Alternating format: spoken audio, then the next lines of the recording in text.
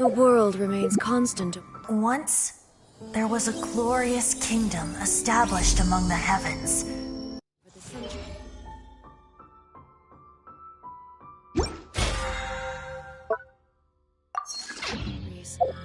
But human... Let the magic begin!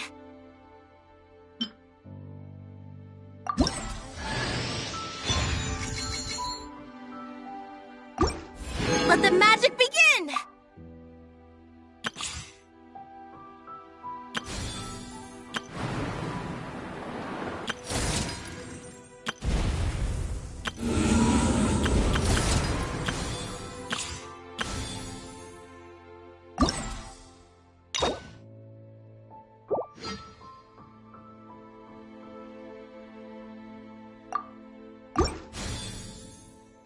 Is like the dew...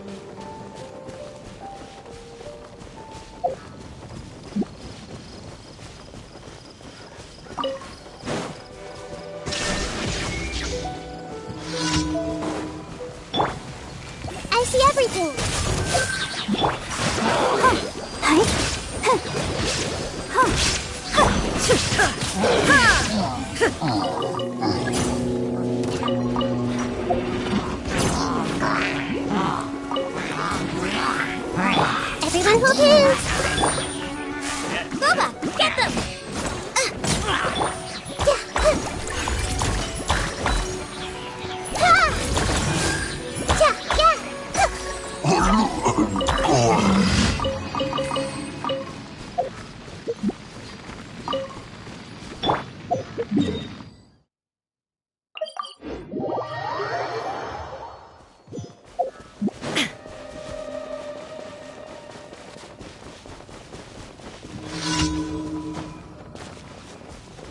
Shine down!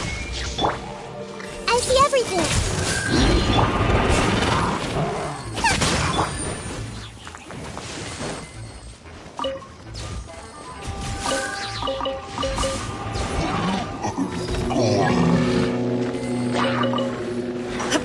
There is no...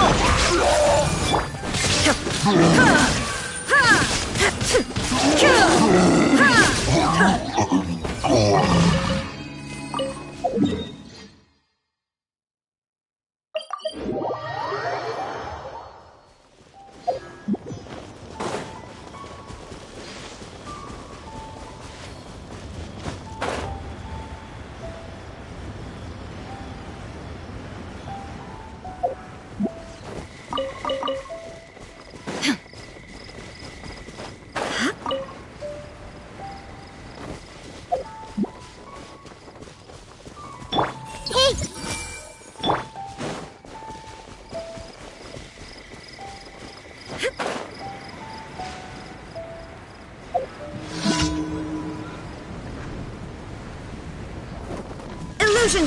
Everyone hold hands! I'll protect us. Hi, huh, oh, hi, hi, yeah, huh, oh, huh, huh.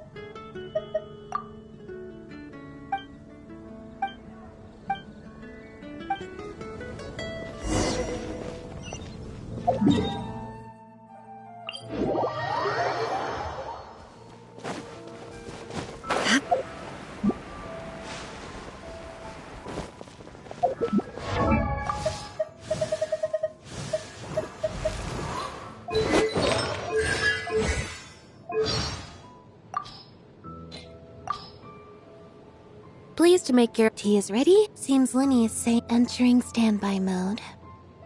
I tend to have difficulties operating. Happy birthday. Let me give you this card. It's not a greeting card, so of course nothing's written on it. Write down what kind of present you want, place it in my hat, and no matter what it might be, you'll get it.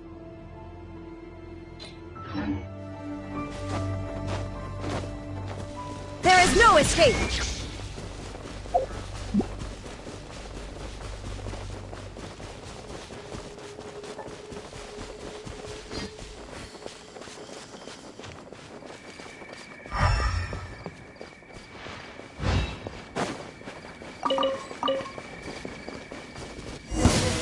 Shine down! Another test subject. I see everything!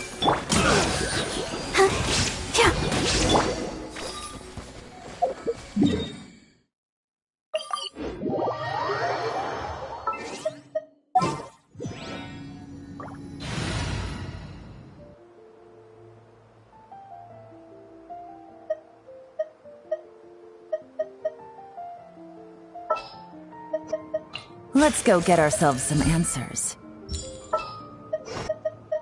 The threads of your fate lie in my hands. As you wish. It is as the stars foretold.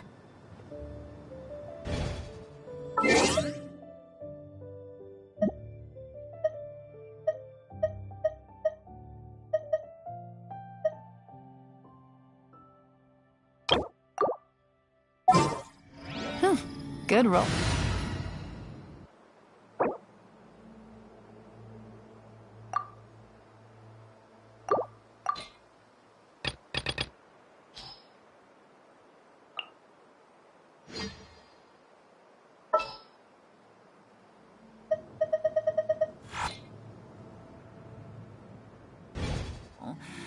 Alright, maybe I'll take one more day off, and knock out the rest of the work once I'm feeling up to it.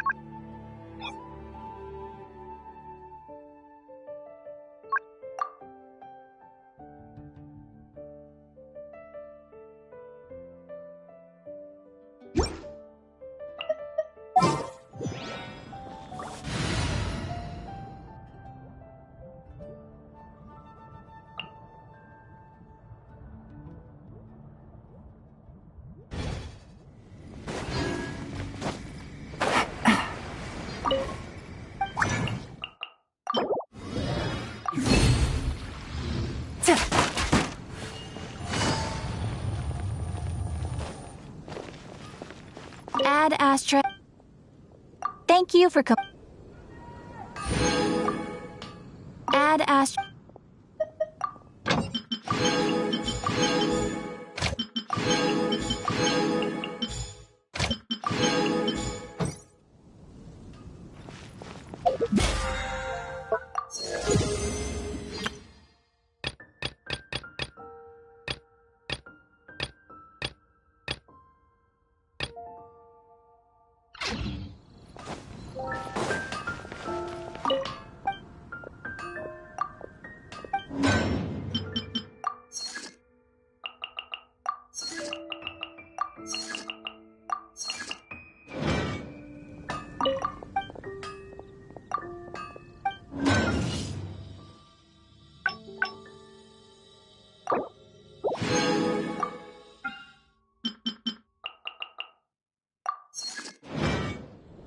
My strength.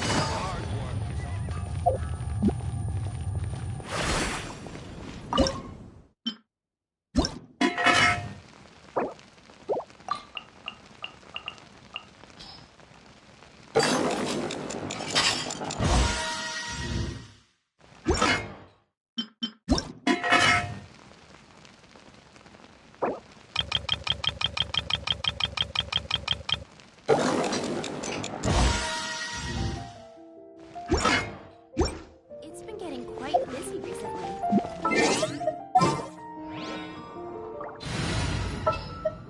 The campaign begins. Just sharpen my spear. Time to broaden the horizons again. Wish me luck.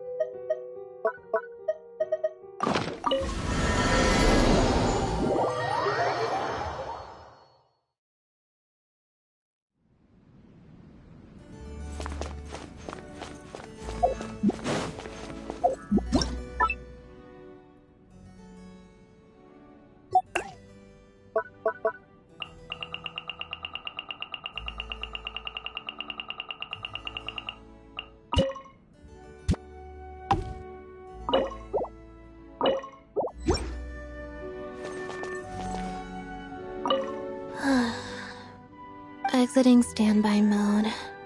Sorry, I am not trying to ignore you. It just takes some time to get my systems back up and running.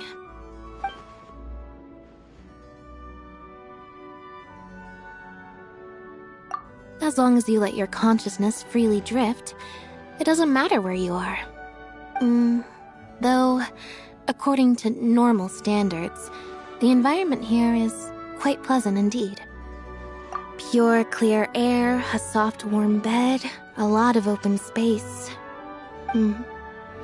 Had we grown up in an environment like this, Lenny probably wouldn't have been nearly so anxious.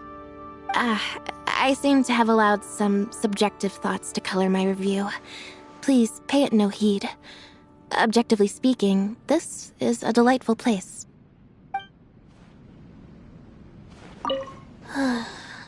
Exiting standby mode. As long as you let your... Though, it is well suited to spacing out. My charging speed is currently 5% faster than usual. By my standards, that is the highest praise that can be given.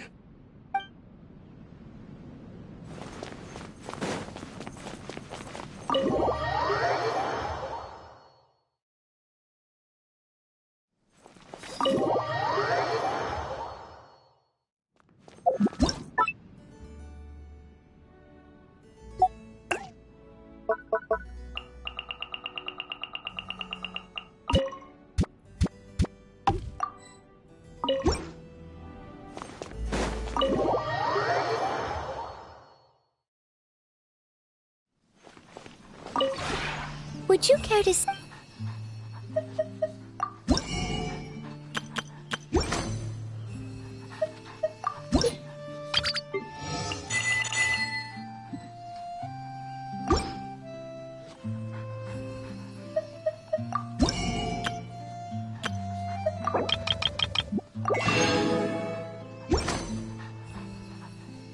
If you ever have any questions about...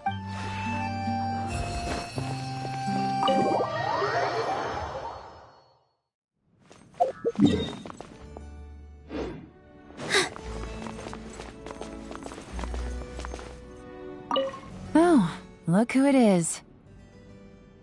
To what do I owe the honor? Or did you just need my help?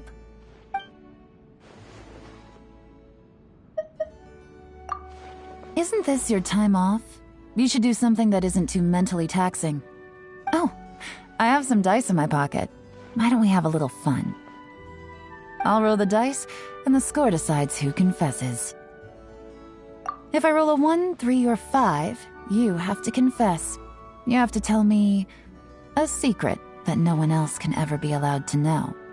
If it's a 2, 4, or 6, then I'll be the one who has to reveal an important secret to you. What do you say? Oh? So you really want to play, despite there being a 50-50 chance of losing? Or is it that you're willing to take a gamble for the sake of finding out my secrets? Interesting. I was gonna pull a little trick, but now even I'm looking forward to this. Then let round 1 begin. Oh, look who it is. To what do I owe the... Isn't this your... Oh, I'll roll the dice, and the score decides who confesses. If I roll a 1, 3, or 5, you have to confess. You have to tell me a secret that no one else can ever be allowed to know. If it's a 2, 4, or 6, then I'll be the one who has to reveal an important secret to you. What do you say? In other words, you still have some reservations towards me. But the good news is, you passed the test. The fact that you'll keep some cards close to your chest, even in front of a major ally, actually makes me more confident in you. Maybe you'll make a successful intelligence agent yourself one day. I'm excited to go up against you.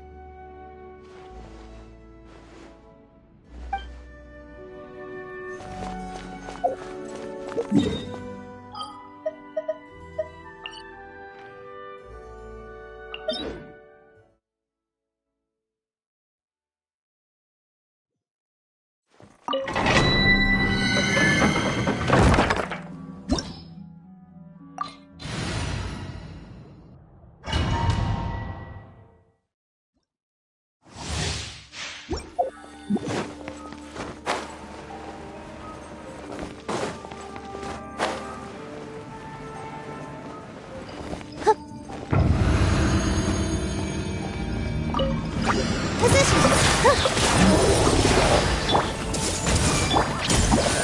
Let's dance. Everyone hold it.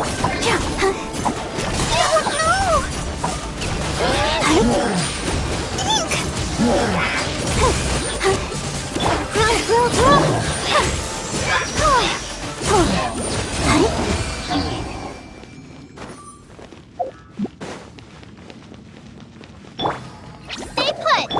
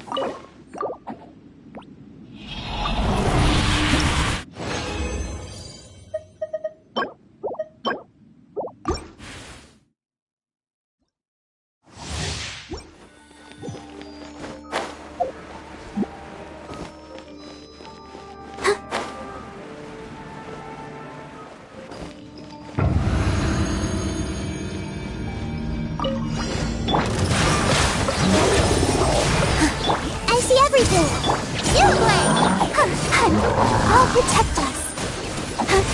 Hey! Hachi!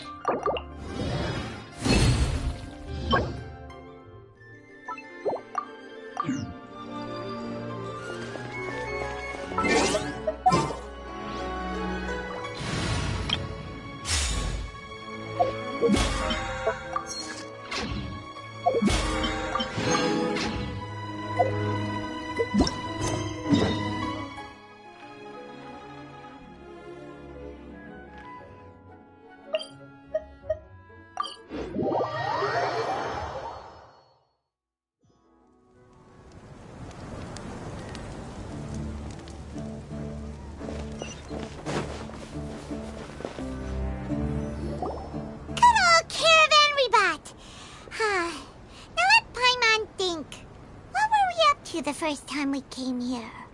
Oh, Paimon remembers! Nahita's consciousness had been trapped by the doctor, but we followed the clues she left behind to help her. So much time has already passed since then, and it seems Sumeru's changing for the better now that Nahita's in charge, right? Paimon just hopes this peace will last a long time, and then Nahita won't have any more new problems to deal with. Yeah, guess you're right. We somehow always find ourselves right in the thick of it. Who knows what will happen next? Come to think of it, maybe it's all because of you. Maybe you're just a magnet for trouble. Huh? Me? Before Paimon ran into you, Paimon never ran into any trouble. At most, when she was super tired, Paimon got caught in some strange whirlpool and sucked out into sea. And even then, you fished Paimon out. Anyway, for Nahita's sake, maybe we should think about heading to our next destination for now. Ah, look who it is. Running into you in a place like this? I can see you two still love wandering around. Oh, it's Dia! Since when are we just wandering around? We're usually taking care of some serious business. Even though it may have nothing to do with our journey. But never mind that. What brings you here?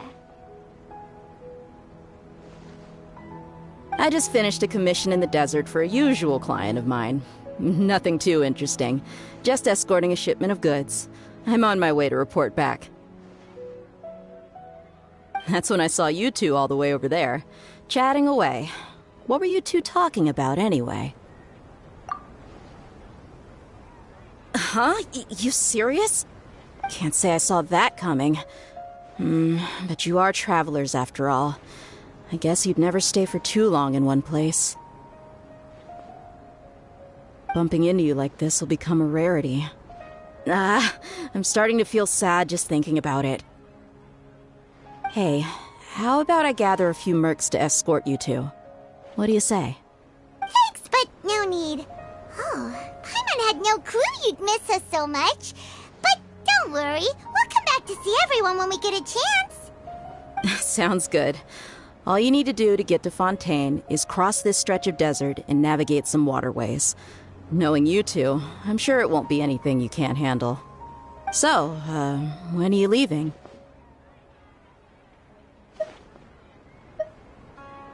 Oh, wait a sec. Paimon just remembered there are still a few dishes in Sumeru that Paimon hasn't tried yet. Now, where's that list Paimon made?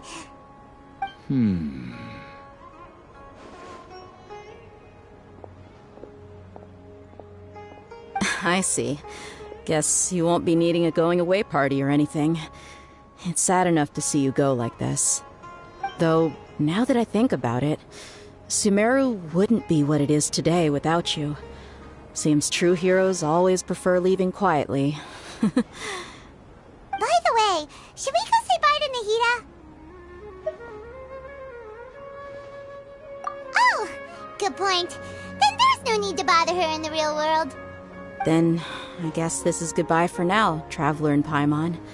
Whether as a client or a friend, you're always welcome to come find me. Goodbye, Dia. Bye-bye, Sumeru.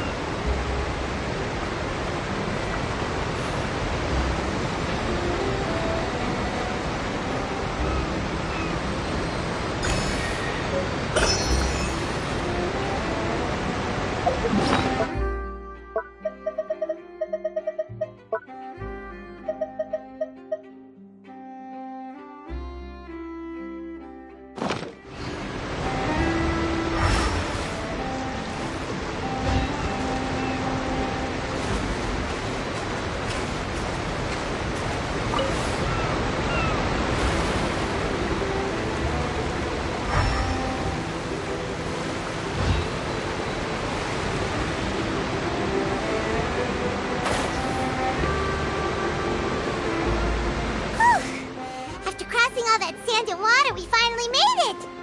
Oh, this must be Fontaine's port. Wow, everything looks so advanced in Fontaine.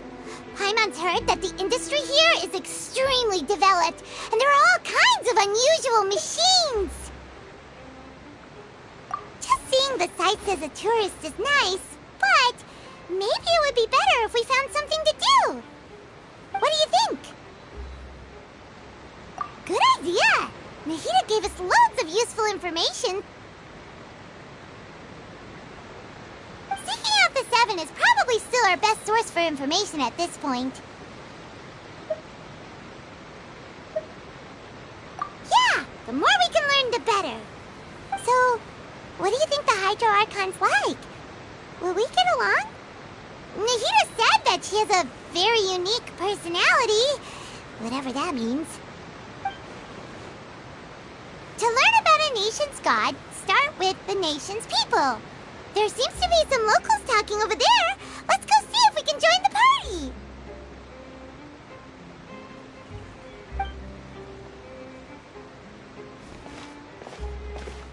party. If you ask me, it's a tragedy how things ended for him. Clearly, he was a pretty decent person. Yeah, I didn't expect that kind of ending for him. I thought he would at least fight on a little longer for his family. I was expecting a sudden plot twist, but it's a pity that it never happened. Still, his story is quite the tearjerker.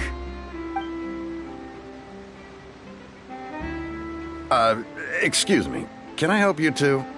I couldn't help but notice you standing here listening. Hi. We're travelers new to Fontaine, and we had something we wanted to ask, but you seem to be really busy talking about some kind of play, so we didn't want to interrupt. Play? Oh, no. We're talking about something that really happened.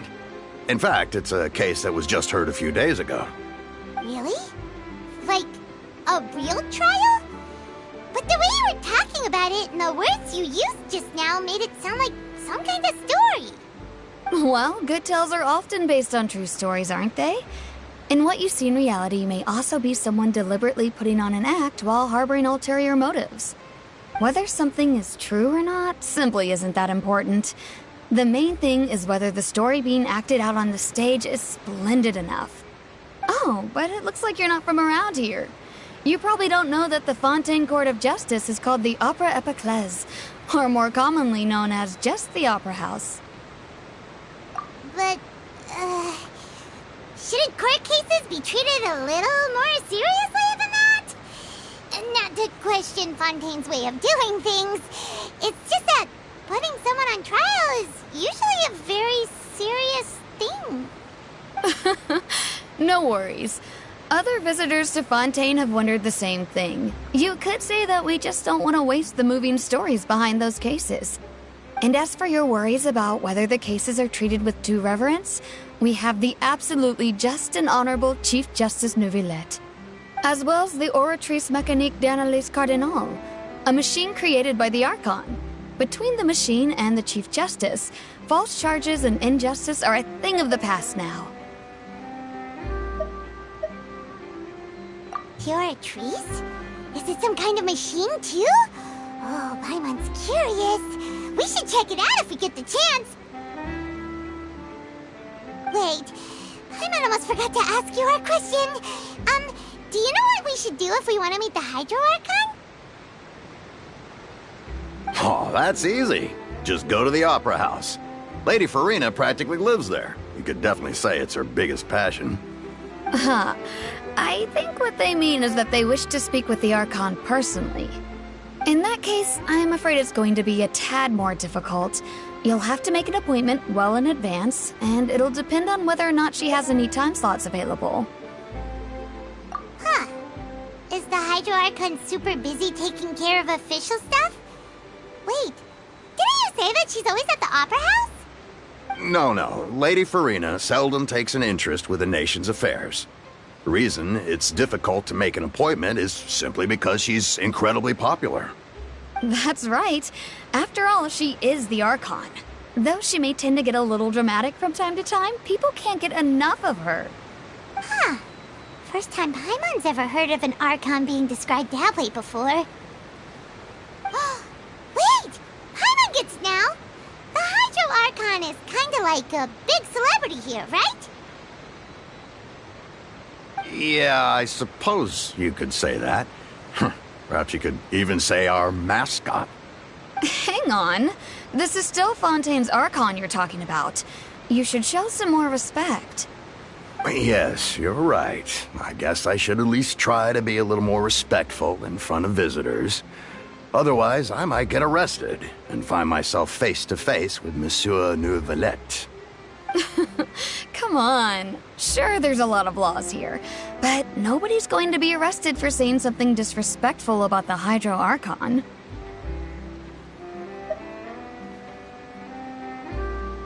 Alright, I think we get it. Thank you!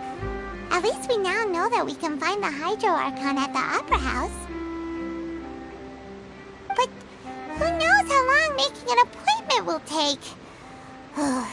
Guess we could have a look around the city in the meantime. Hey! What are you looking over there for?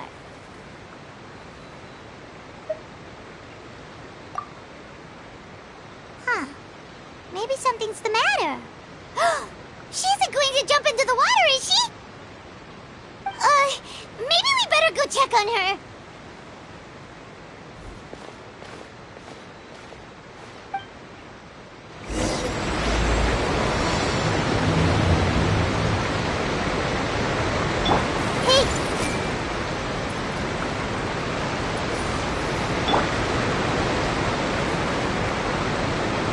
Hey, how about we get some tickets to the next trial? I think we'd better wait and see what kind of case it is first.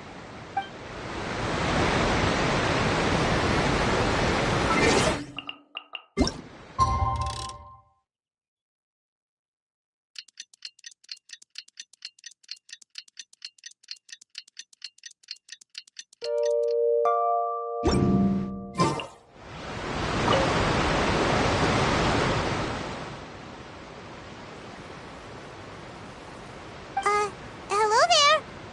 Excuse me? Are you alright? Huh? I'm fine. Thanks. Oh, okay then. We just noticed that you seem to be worried about something. About many things, actually. But there's nothing I can do but just keep my troubles to myself. I was just reminiscing about a place my brother and I would play when we were kids. It was just atop that hill over there. See? You're pointing at the sea. Wait, are you saying that you and your brother lived in the water? No people call the waters around Fontaine a sea. It's actually just an inland lake that's filled with fresh water. And no, I can still see that hill clearly in my memories. Now, it's been completely submerged. He would skip and jump, tossing sand in the wind. The sun shone brightly, and the air was filled with the scent of the sea. But now, the water is gradually swallowing our memories. It won't be long before it swallows us. Sorry. Paimon doesn't really get what you mean. I don't believe we've had the pleasure of meeting. Are you Lynette's new friends? Oh, and you are? Thanks for looking after my sister. She often comes here to reminisce about our childhood, that's all. There's no need for any concern. Allow me to introduce myself. I'm Linny, and this is my sister Lynette. If I had to guess, I'd say you must be travelers from abroad. Nice to meet you. Paimon is Paimon, and this is the Traveler. We just arrived in Fontaine. We were just talking with your sister. Even though we didn't really get what she was saying. I see. It's unusual for Lynette to be so willing to talk with anyone. In fact, she seldom speaks at all. I'm usually the only one she ever talks to. Oh, really? Then you two are just like us! Paimon's always the one talking for some reason.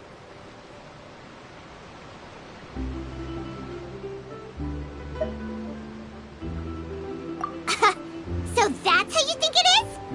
I also think my brother can be too talkative at times. Seems you were right, Paimon. We are quite similar. So, what did Lynette mean just now when she said that the water is engulfing your memories, and that it won't be long before it engulfs you too? Oh, that. It's from a prophecy that's been circulating in Fontaine for some time now. Well, I suppose prophecy isn't exactly the right word, because that implies a certain amount of uncertainty. There's no doubt about what's happening in Fontaine now. Where to begin?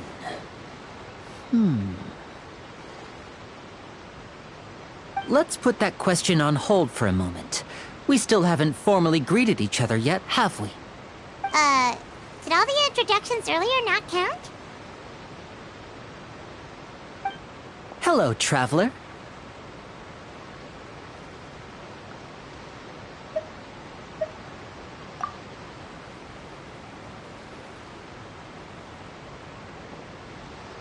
And hello, Paimon. Hey! Why didn't Paimon get a handshake? You're not poking fun at Paimon, are you? Please, don't take offense. Just consider it a sort of etiquette we have here in Fontaine when making new friends. You should remember it. It might prove useful. Oh, all right then. Well, Paimon's just happy to have a local friend now. By the way, we were just getting ready to go to the Opera House to meet the Hydro Archon. Would you be able to show us the way? So you're going to see Lady Furina? No problem at all. In fact, I was planning to go to the Opera House later myself.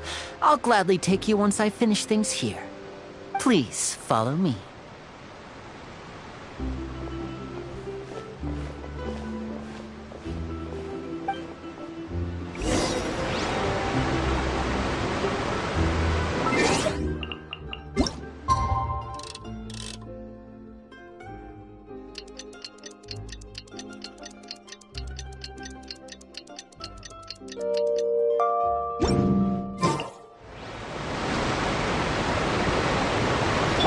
Everyone hold hands.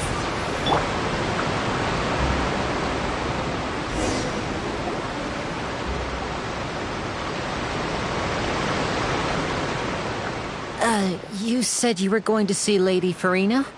Well, it seems Lady Furina has come to see you.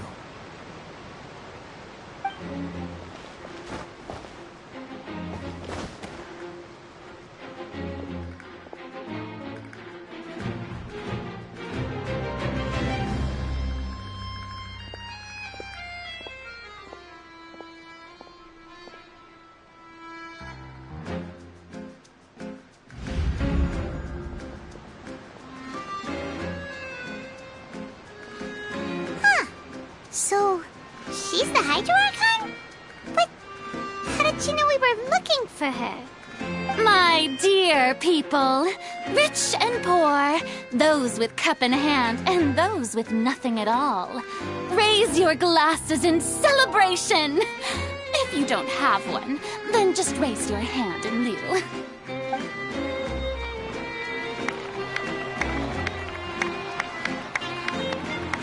As you can all see, two unfamiliar travelers have arrived in our nation. Come, let us make a toast in honor of this traveler and his companion, who have journeyed here from distant lands.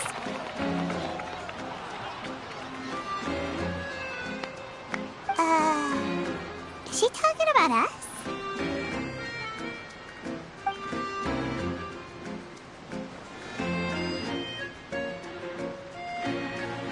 I've long heard of the turmoil and chaos you've left in your wake as you visited other nations. But I welcome you nevertheless. No, I have come to receive you personally. Fear is for insignificant cowards. I am a god, and I will never entertain the notion of such meaningless wariness. You can be rest assured. I see clearly your sincerity. Of course, seeking an audience with me is the most sensible thing to do. It will allow you to truly behold my power and witness my authority. Intelligent people always gather under the correct banner. I, Focalor, hereby welcome you to the nation of Hydro and acknowledge the value and significance of your trip. Now, you may rejoice in this.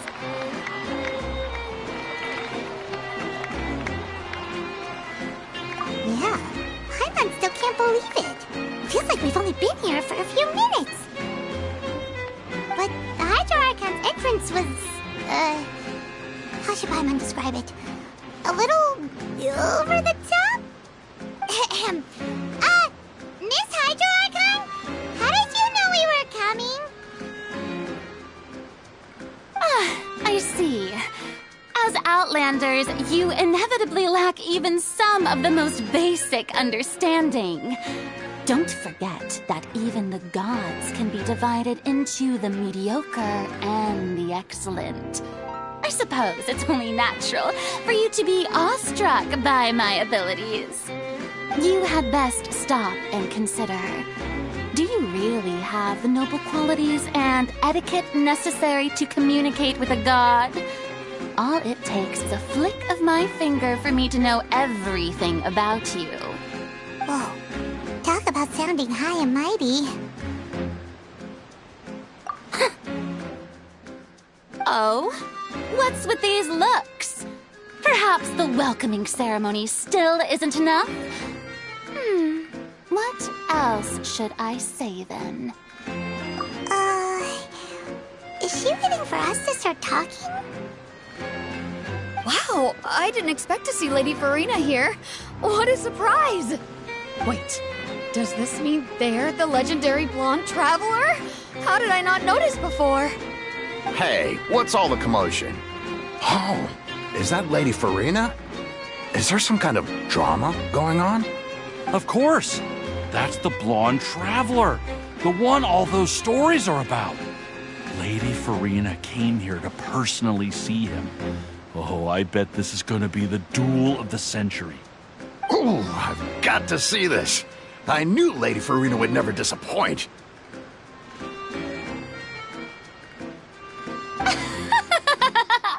Yes, but don't get too excited now. My dear believers and spectators alike tend to get quite rowdy, and despite the noise, I've come to tolerate all their ruckus.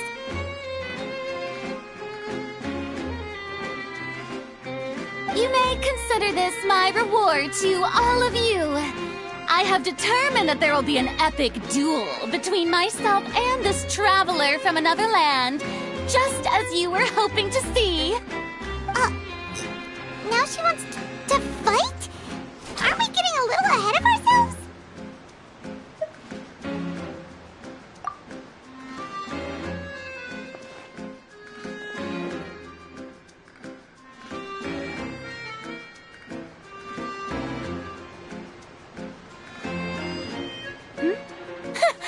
Are you not afraid? Might I remind you that this is a duel against the divine? What are you trying to do, traveler? Provoking a god in front of her people? Stand down, Clorend. I admire his bravery. Few have the courage to draw their sword against a god. He is obviously a true warrior. Unfortunately, people nowadays only crave to be thrilled, and a mere duel will not slake their thirst for excitement. Huh. Yeah, she's right. Just a duel wouldn't be all that interesting. On Araneus, criminals are always requesting duels to defend their honor. I'm getting a bit old, to tell the truth. You see. Then, as the god of justice, I shall face this traveler in another kind of duel. A duel in court! Oh, all right! Now that'll be worth seeing! Right. This is Fontaine, after all. Such a grand opera house, it would be a pity not to use it. Why do you care so much about the crowd's reaction? you've spent a little too much time in the opera house. Besides, how exactly do you plan to have a duel in court? You mean you're going to put us on trial? Oh, we have reason to put you on trial. It's obvious, isn't it? According to Fontaine law, no one is permitted to release any flying objects within Fontaine city limits during the first 3 days of each month. You are clearly guilty of violating this law, no? Oh, so that's what they've done wrong. That's our Lady Furina. No one knows the laws of Fontaine like she does. You call that obvious? What kind of law is that? Wait, flying object? You mean Paimon? Precisely! Now, if you two have no objections, then in the name of the Hydro Archon, I order your arrest. My apologies, Lady Furina. I don't mean to spoil the fun, but if you would allow me to interject, I don't think that Paimon here meets the definition of a flying object. You tell her, Linny! Finally someone who's not crazy. How could anyone call Paimon a flying object? Great magician Linny, my beloved citizen. I'll permit you to object, but how exactly do you plan to prove your claim? As a magician who just rained on your parade, I naturally should shoulder the responsibility of saving the show. So, with such an audience gathered here, allow me to perform a trick for everyone.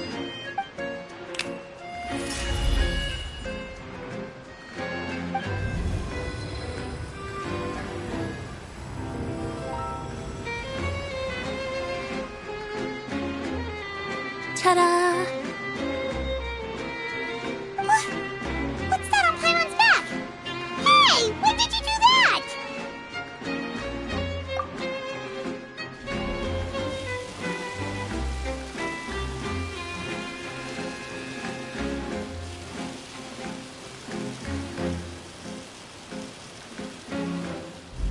There. As you can all clearly see, Paimon should be classified as, well, something like a balloon. This rope has been in the Traveler's hand all along. It was just that no one could see it before. Huh? You call that magic? You've got to be joking. I thought it was pretty good. Nice one. Huh. I'm not sure what to think. It seems Lady Furina's charges no longer hold water.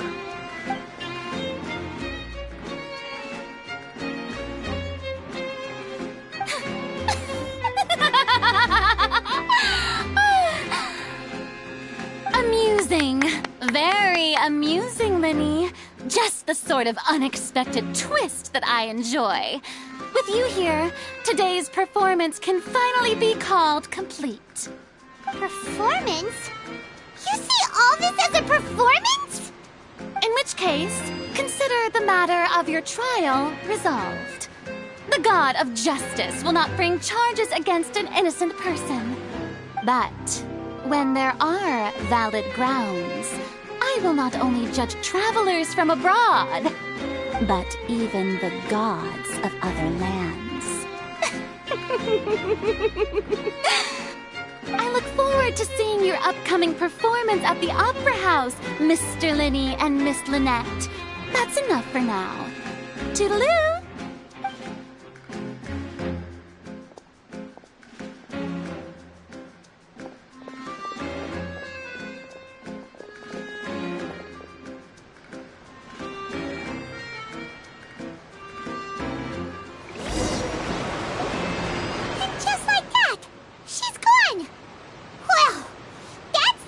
Unpredictable Archon Paimon's ever seen. You never even had a chance to ask her anything. But that's a problem for future Paimon. That whole scene just now was really... Don't mention it.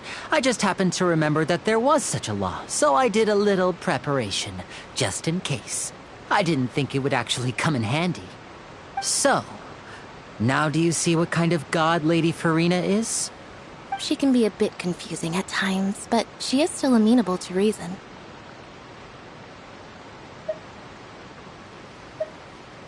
Anyway, Paimon had no idea you were a magician, Linny. It sounded like you'll be performing at the Opera House, right? I just know a few simple tricks I use to make a living. Lynette is my assistant. It will actually be my first time performing on the most prestigious stage in Fontaine, the Opera House. But isn't the Opera House where criminal trials are held in Fontaine? When there are no public trials being held, the Opera House hosts a variety of other performances. To the people of Fontaine, the line between a trial and a performance can be a little blurred. And speaking of performances, I would be remiss to forego this opportunity gifted by fate. Might I invite the two of you to see my performance? My brother's always excited to make new friends. Oh, sure. We don't really have anything to do now, and we wanted to go to the Opera House anyway. Splendid. In that case, why don't we go together? I'll show you the way. I just have something to take care of first. Oh, you really mean it? Then I'll take you up on your offer. This is a magical item known as a magic pocket. Perhaps you can help me distribute them to the people here. Huh? What are they going to use it for? About that... You asked me before about the prophecy, right? Let me start by telling you a little more about what it entails. I'm not sure exactly when it began, but a prophecy has been circulating around Fontaine. It says that every person in Fontaine is born with sin. No matter how the nation of justice holds trial after trial, this sin cannot be absolved. Until one day, the water levels in Fontaine will rise, and the sinful people will slowly be drowned. In the end, the people will all be dissolved into the waters, and only the Hydro Archon will remain, weeping on her throne. Only then will the sins of the people of Fontaine be washed away. That sounds pretty gloomy. Why are people in Fontaine born with sin? What is that supposed to mean? There are lots of guesses. Some say that the ancestors of Fontaine stole the power of the seas and stirred its wrath. Others say that the people of Fontaine never heeded the first Hydro Archon's warnings and offended Celestia. But here in Fontaine, evidence is what matters. There hasn't been concrete evidence for any of these claims, so they can only be regarded as conjecture. If even the people in Fontaine don't know what sin they committed, wouldn't it be better just to ignore the prophecy completely? Why bother feeling guilty all the time? That's exactly what the people did at first. But in the last few years, the water levels in Fontaine have actually started rising. Many places have already been completely submerged, and now lie beneath the sea. Many people carry on with their lives as before and shrug it off as a natural phenomenon. But my family and I think that the people of Fontaine shouldn't ignore the possibility, which would end up sentencing them to death. We hope that at least the people who reside near the waterfront can move away before it's too late. So, we've started distributing magic pockets to them. As a magical item, these magic pockets have astonishing capacity. I'm sure they will come in handy when people are moving their belongings. Oh, Paimon gets it! It's like preparing for a rainy day! But this is more than a bit of rain. Perhaps only absolute power could ever contend with such a catastrophe. But who knows? We're just tiny specks in the grand scheme of things. Now, if you'd like to help, then please give these magic pockets to anyone nearby. Be sure to convince them to take it, regardless of what they say.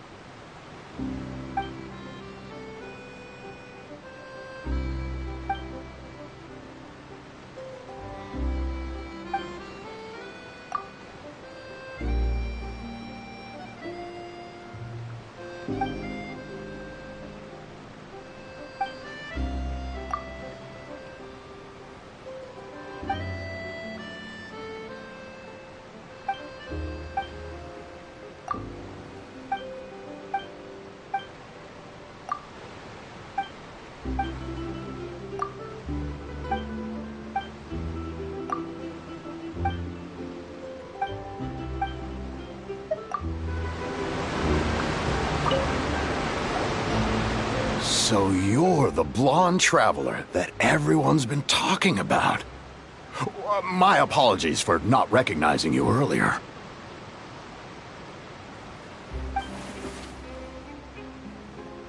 Oh, a magic pocket? Seems you really thought of everything. I guess it's better to prepare for the worst and hope for the best. Thanks. Please, also thank the magician on my behalf when you get the chance.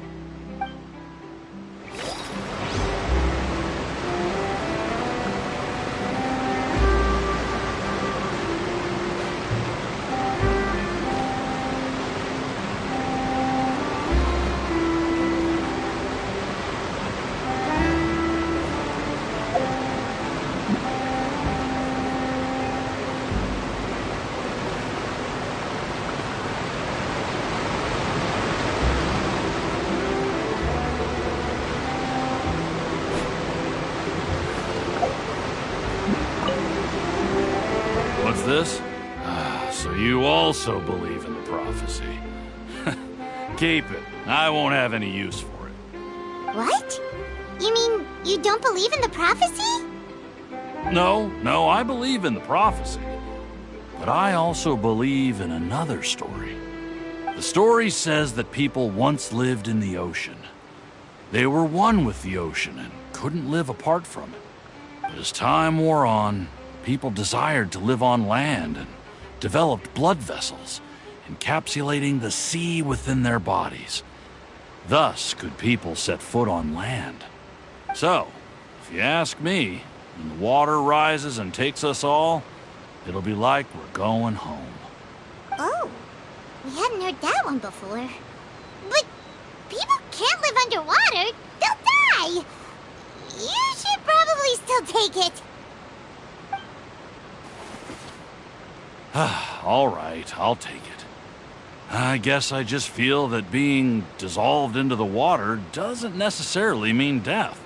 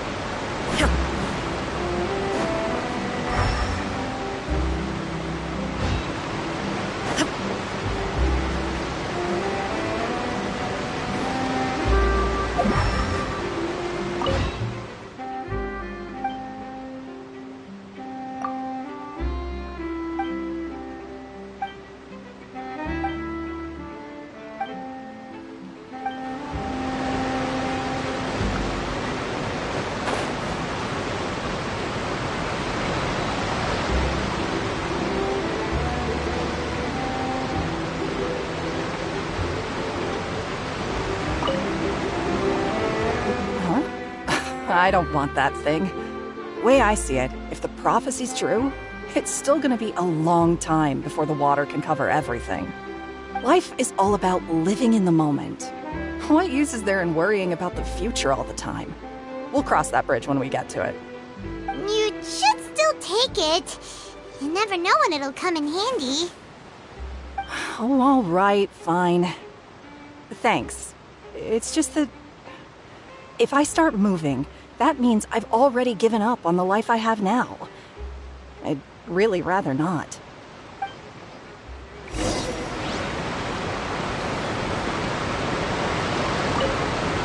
I really can't imagine what it would be like if things changed.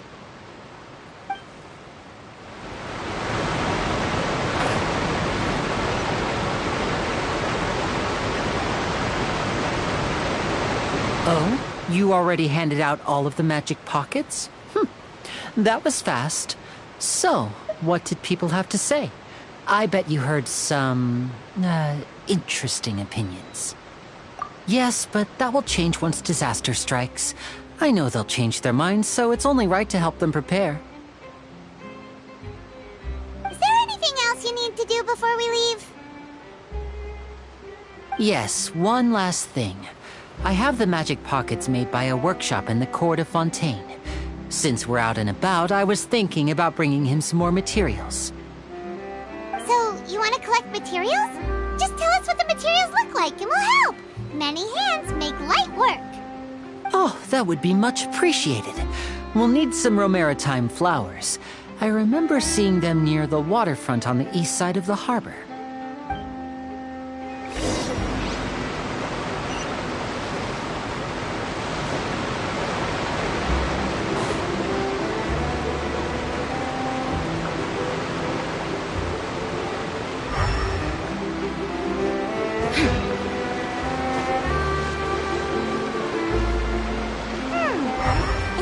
We have to use Hydro to collect romaritime flowers.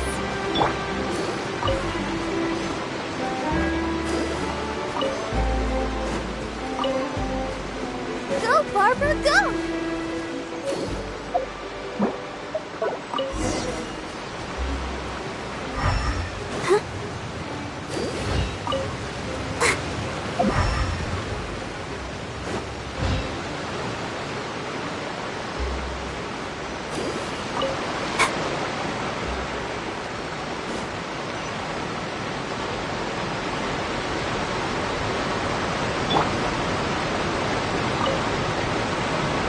You made quick work of that. I can tell you're an experienced traveler. I've also finished collecting a few here. Maybe next time you'll feel like helping too, Lynette. No way. I'm in power-saving mode today. Otherwise, I fear I may not have any energy left for the performance at the Opera House. Fine. Though the performance is still a long way off. Now that we're finished here, we should get ready to head back to the Court of Fontaine. So, we're going to the Court of Fontaine before we head to the Opera House? Good. Paimon wants a tour of Fontaine's largest city and try...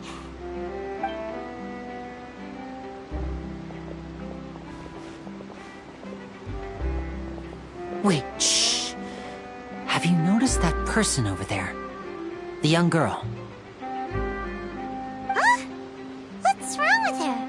Paimon didn't notice anything. She's obviously a thief. Magicians and thieves practice similar methods. We divert attention, and a distracted audience is one that won't discover what you're really doing. Watch her movements carefully.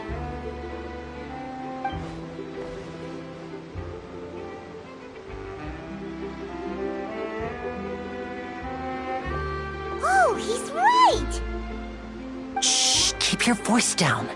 We need to think of a way to catch her, but it seems she's very alert. Perhaps we should split up. You two can ride the lift over there and wait up top. I bet that'll be her escape route if she tries to run. All right, let's go.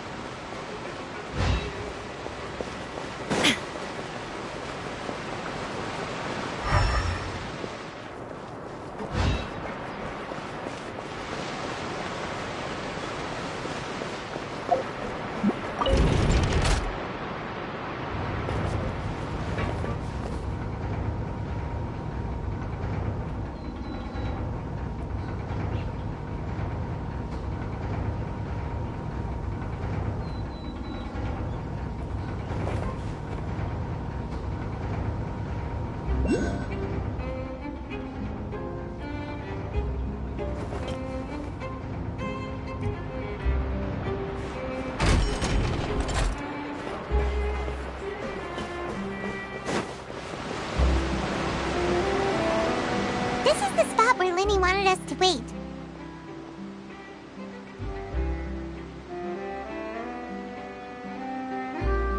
Oh, look! Isn't that her?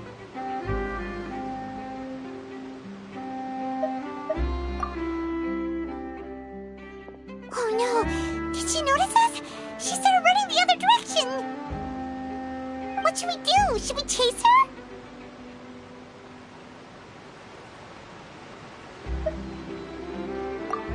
You're right. She might also be trying to lure us away.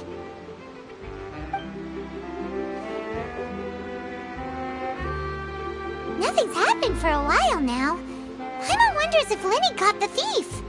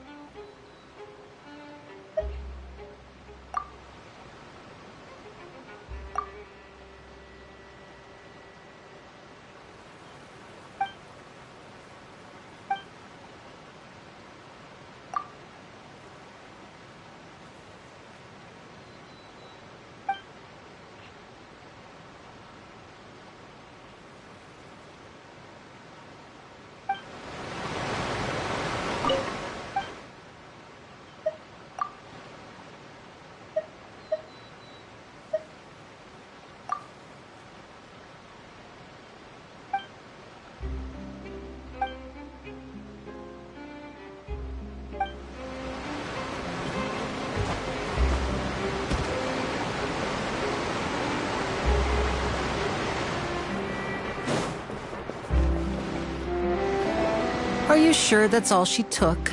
You should check to make sure you're not missing anything else. No, that was all. Oh, I can't thank you enough. I didn't notice a thing earlier. Anyway, I should be going now. Thanks again. Oh, were you returning what the thief had stolen? That's right. Pity I wasn't able to catch her. She distracted me by dropping the thing she stole on the ground. By the time I looked back, she was already gone. I saw the general direction she went, but Lenny twisted his ankle, and I needed to make sure he was okay. Oh, did you get hurt, Lenny? I'll be all right. It's just a twisted ankle, that's all. In fact, it's feeling better already. If you want to play at being a hero, at least try not to get hurt doing it. Imagine what would happen if you managed to derail our performance as a result. You're right. Sorry, Lynette. I have to admit that the thief was even more skilled than I had anticipated. But at least we were able to get the stolen items back, so it wasn't a complete failure. What a slippery little thief! Guess things turned out all right in the end, though. Lenny's initiative paid off! All right, let's put this little detour behind us. We should go to the Court of Fontaine now.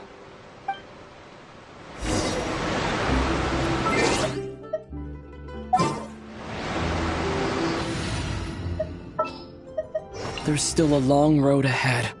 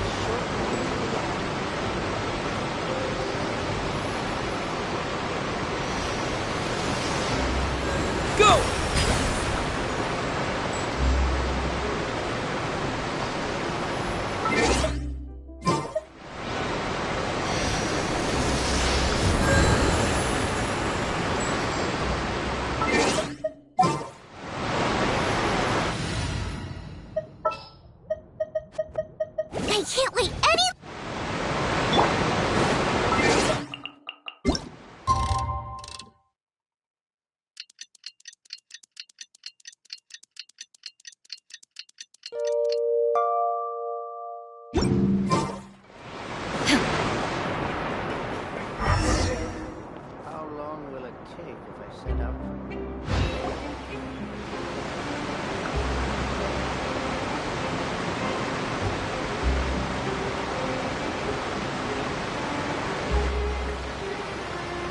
So, we ride this thing to go into the city? What an ingenious way to get around! People in Fontaine really know how to use water! This is an aquabus. It allows people to travel between several key locations around Fontaine. It's pretty convenient, but the ride can become a little dull after a while. The scenery is always the same. That's why it's better to travel with friends. So you mean it's still boring even when I'm riding with you? No, that's not what I meant. It's just that, well, you don't really talk that much. Besides, it doesn't really feel like a real trip when it's just the two of us. It's the same as being at home. Whatever. Guess that's what it's like to be an older brother. It's about time for us to leave. Let's get on board.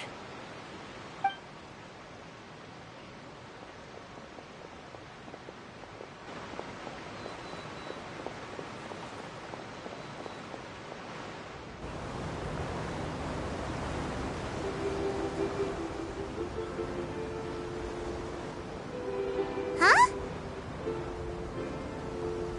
What? Traveler! Paimon! Charlotte! Oh, I never guessed I'd bump into you while riding the aquabus.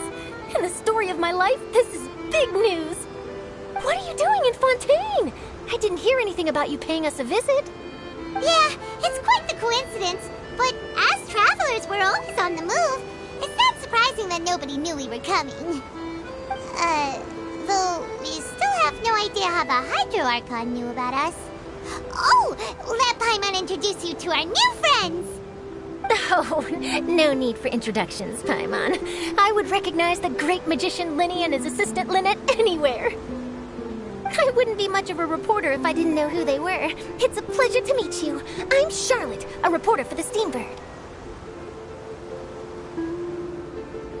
Nice to meet you. From the Steambird, huh? We've often relied on your paper to promote our performances. It's an honor to meet you. Now that everyone knows each other, Fontaine suddenly doesn't feel like such an unfamiliar place. So, what have you been up to lately, Charlotte? Any big news? Not too much. When there isn't any breaking news, I mainly cover the trials at the Opera House. You can still manage to keep readers' attention as long as you tell things from a clever enough angle, even if it's the same old topics. For example, reporting on how a scammer once deceived vulnerable girls into relationships, or how a financial criminal was once so poor that they ate a single piece of bread for 5 days.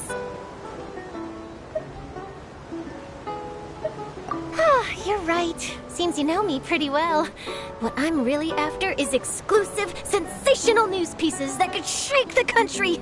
These smaller stories are a waste of my talents. Oh, I just remembered. I've been following a case lately. Well, a series of cases, actually. You mean the serial disappearances of young women case? That's right. These stories are the talk of the town right now, and it's probably the most mysterious case we've ever seen.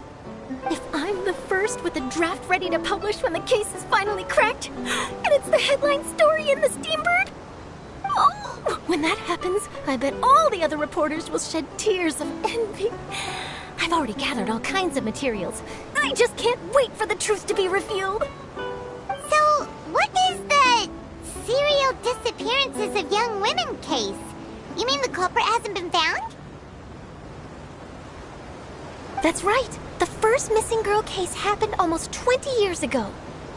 And ever since, after a period of time, another girl disappears. What the cases have in common is that the girls are all of a similar age, and that they've all vanished without a trace. But the scariest part is that to this day, none of the girls have ever been found. Many suspects have been arrested over the years in connection with this case, but shortly after each arrest, Another disappearance would always happen.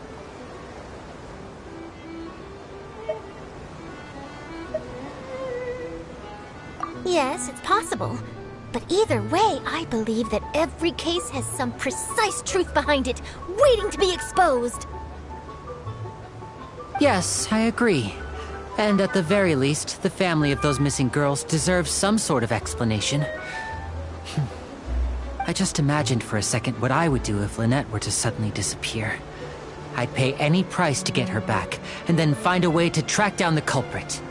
Please don't imagine that, Lenny.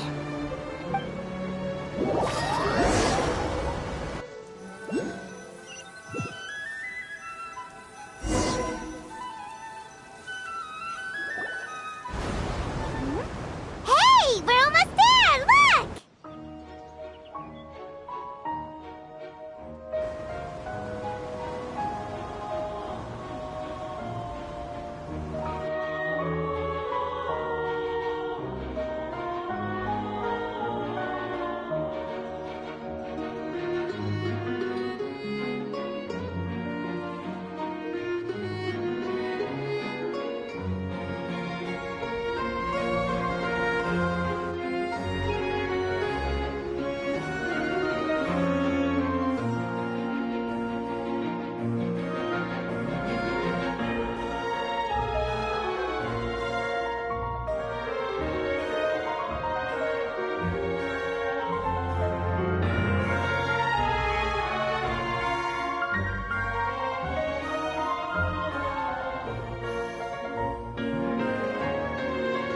Well, I really enjoyed chatting with you. Life should be full of pleasant little surprises like this. Yeah, us as well. The ride went by too quickly. I have an interview to get to. I should get going before I'm late. Okay, Hyman hopes we can chat again soon, Charlotte. See ya! Bye now. Oh, be sure to stop by and see me at the Steambird when you have time. What a tough job. Always running around and interviewing everyone. Well, where should we go now?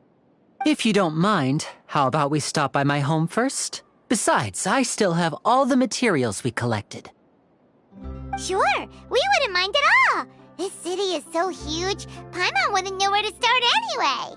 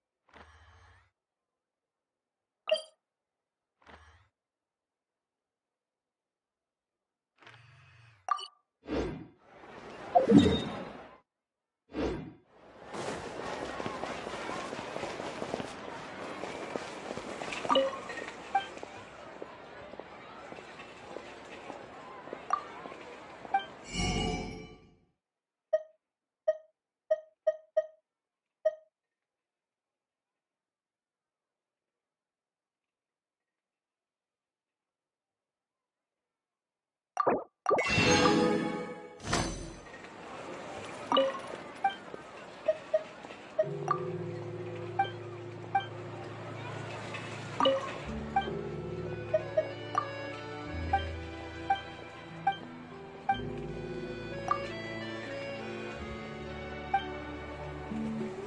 gotta find that balance. I'll take a guess.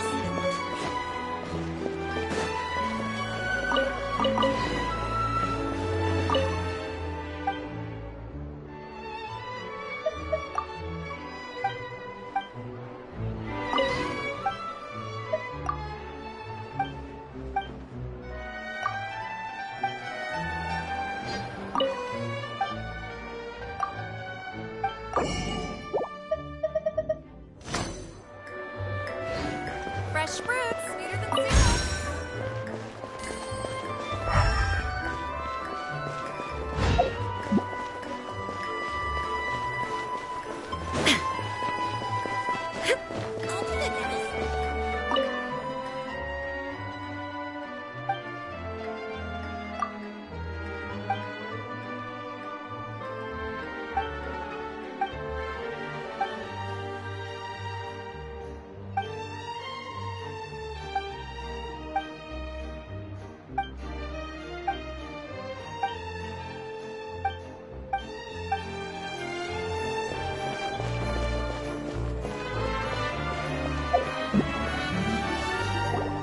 This is our current abode.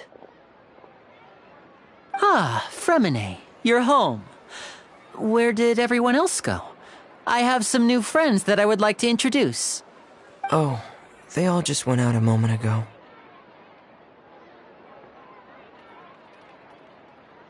I see. Everyone is getting busier now that Father will be returning soon. I suppose that can't be helped. Allow me to introduce you to my little brother, Fremine. He is a phenomenal diver.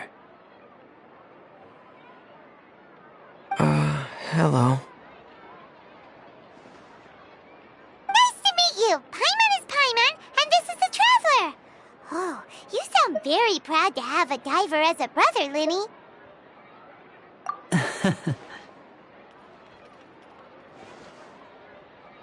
Linny, could you come here for a moment?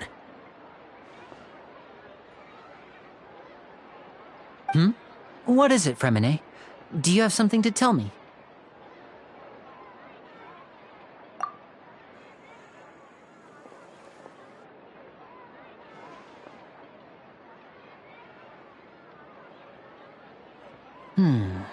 Okay, I see. Is everything all right? Oh, it's nothing. We were just discussing a little housework. Sorry for the interruption. Oh, before I forget, the Traveler and I collected more materials to make magic pockets. Were you able to get any, Fremine? Yes, I went diving and gathered lots of materials. I was about to give them to you. That's our Fremine, always quick with the underwater work. All right, I'll take these to the workshop.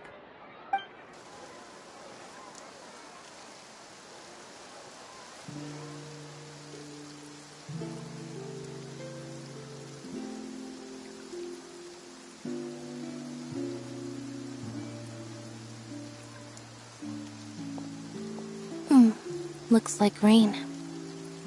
Oh, you're right. But wasn't it clear and sunny just a moment ago? Fontaine's weather sure is weird. I'm afraid that's just how it is here. It often rains on days where there are trials being held in the Opera House, but don't worry, it'll clear up soon enough. What's wrong, Fremine? There's a legend about the rain that I tend to believe. It's said that a dragon of water once resided in Fontaine. Though we don't know where the dragon went, every time it weeps, the skies will cloud up and pour out rain. When I was a child, my mother told me that if I wanted to go outside and play, I should yell toward the sky at the top of my lungs. Hydro Dragon! Hydro Dragon! Don't cry!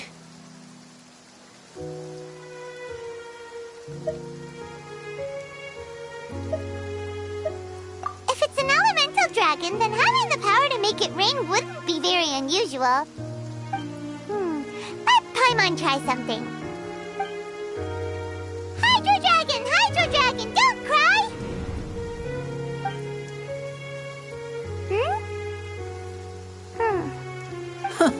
Doesn't seem to be of any use. It is just a legend after all. You know, you might be a more popular magician if you understood the concept of romanticism. Or could at least play along. Sorry. It might be because we've never met the Hydro Dragon. Perhaps it can't be comforted by the words of strangers.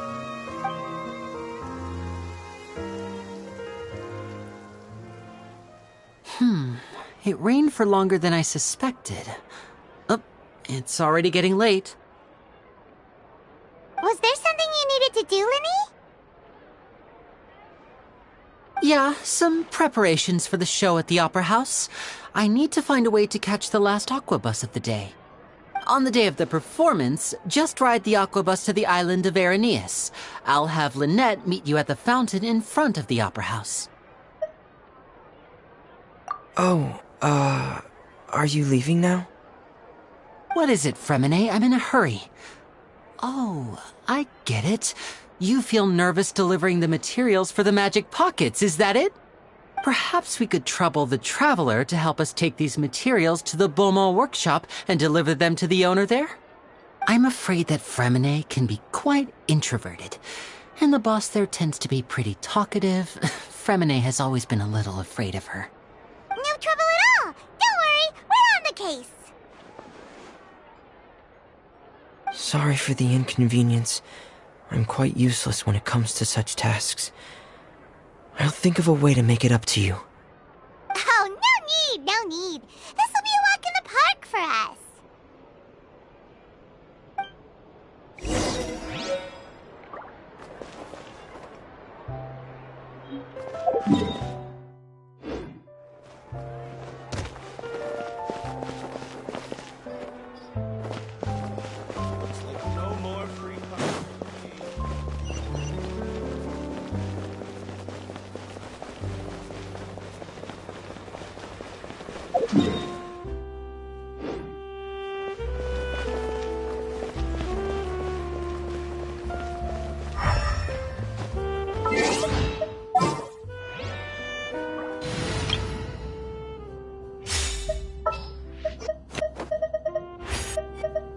I promise to keep you...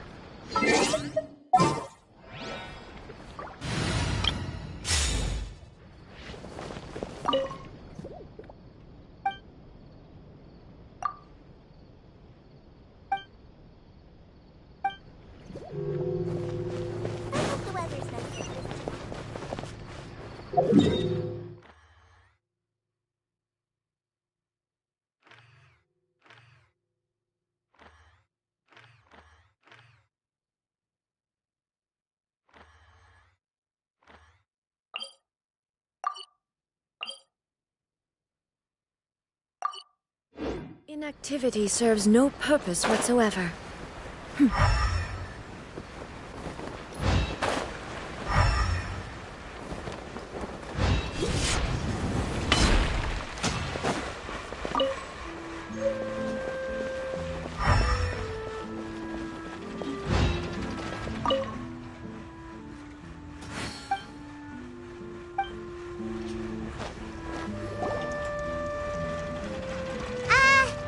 Hello? Is there anyone here? Oh, hello there. New customers? Looking to buy, or do you need something made? Or perhaps you're just looking for a chat with me. Oh no, we're just here to deliver some materials. Here they are. They're for making... what were they called again? Ah, these must be for magic pockets. I could tell right away. I've already made several orders worth now. No need. They've already prepaid several batches worth. When they told me what they'd be using them for, I even offered them a discount. But they insisted on paying the full amount, saying that I had a business to run. It seems both their hearts and their pockets are made of gold. Whoa. So, is Lynette actually loaded? I can't say for sure, but who knows? Maybe there's good money to be made being a magician in Fontaine. Hey! Is this machine what you use to make stuff here? It looks really advanced. Why use your hands when a machine can do the work? It would be a waste not to use the latest technology, and wasting is a kind of crime. But where does a big machine like that get its power from? Well, it's a little complicated. I'm not sure I can put it in layman's terms for you. But basically, everything we usually use here in the city is powered by indemnitium. It's a type of energy that's produced from trials. Huh? How can trials produce energy? Well, I'm not completely sure of all the details myself, but basically, when a trial is in session, the Oratrice Mécanique d'Analyse Cardinale harvests people's belief in justice and converts it into energy to be used all around Fontaine. So that's what its other function is? Paimon heard that the Oratrice was created by the Archon to make judgments. But Paimon still doesn't get it. How could something unreliable like people's beliefs be turned into a stable power source for these machines? Oh, yeah! So that means the Hydro Archon relies on the machine to take the energy created by belief and turn it into power for all of Fontaine, right? Even though I've never heard anyone really put it that way before, it sounds like it makes sense. Besides indemnitium, we have another type of energy called mumusia. It isn't produced by the power of the Archon, but it is unstable by nature. Even now, it still cannot be widely used by civilians. I thought I'd find you hard at work, but here you are chatting the day away. Since you're already talking, I'm sure you wouldn't mind a few words with me. You again? Didn't I already promise you that I'd have the more I owe to Confrérie of Cabriere by next month? Why are you hounding me now? Yeah, but how do we know that you won't go running off by the end of this month? I want 50% today. Wait, no, 70%. Huh? You... Seems business isn't so great for the workshop. We've already finished our job and delivered the materials. Maybe now's a good time to leave? Hey, hold on. Before you go around trying to collect payments, why don't you settle your own debts first? If Confrérie of Cabriere wants to poach clients from Northland Bank, that's fine. But I'm afraid you still owe the bank a hefty sum of mora.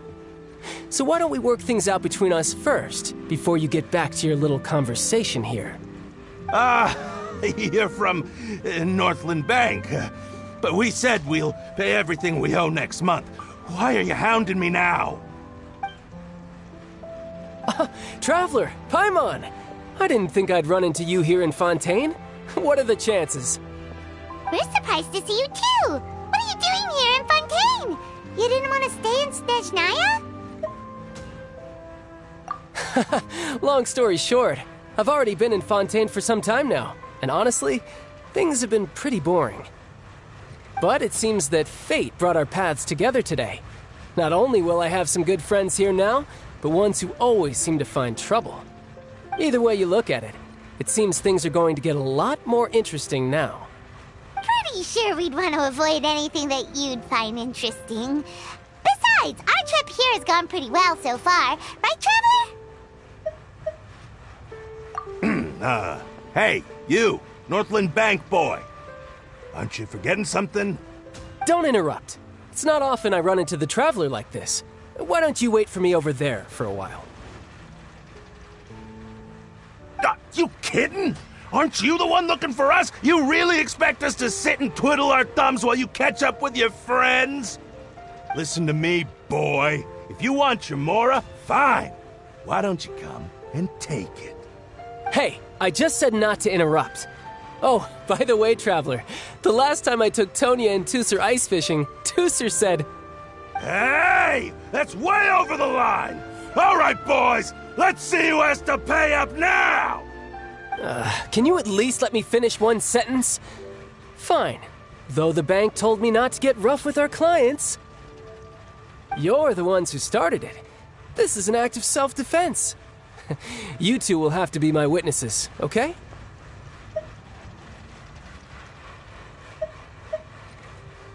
I'm sure this won't take long.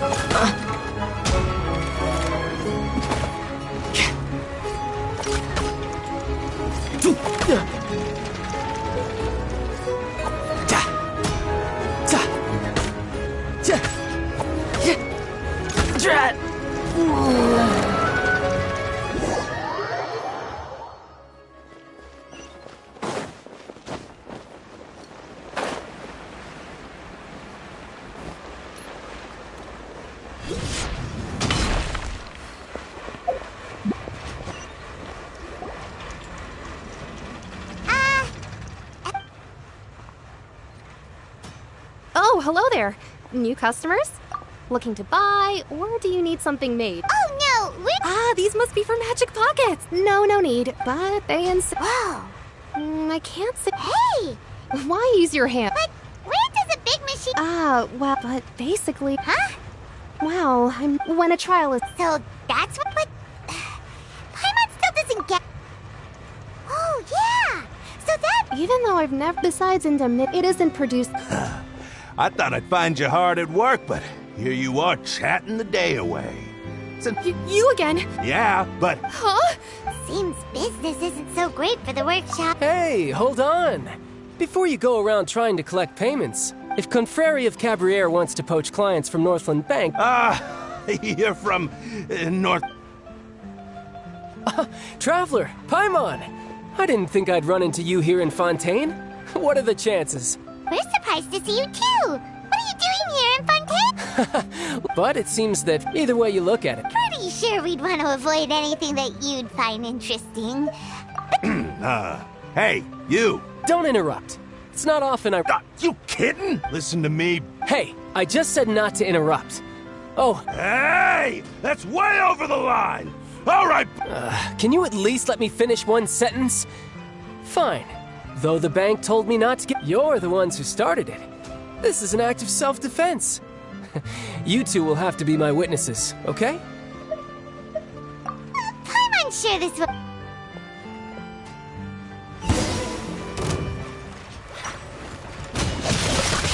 Brace yourself! This is gonna hurt!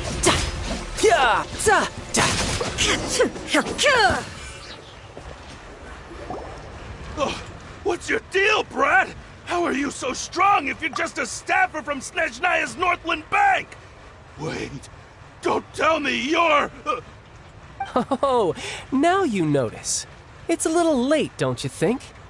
Just make sure you understand that you don't mess with Northland Bank. Got it?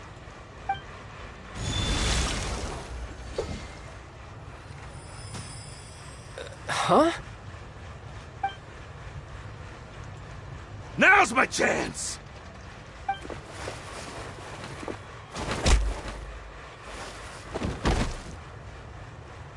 Huh. That was weird.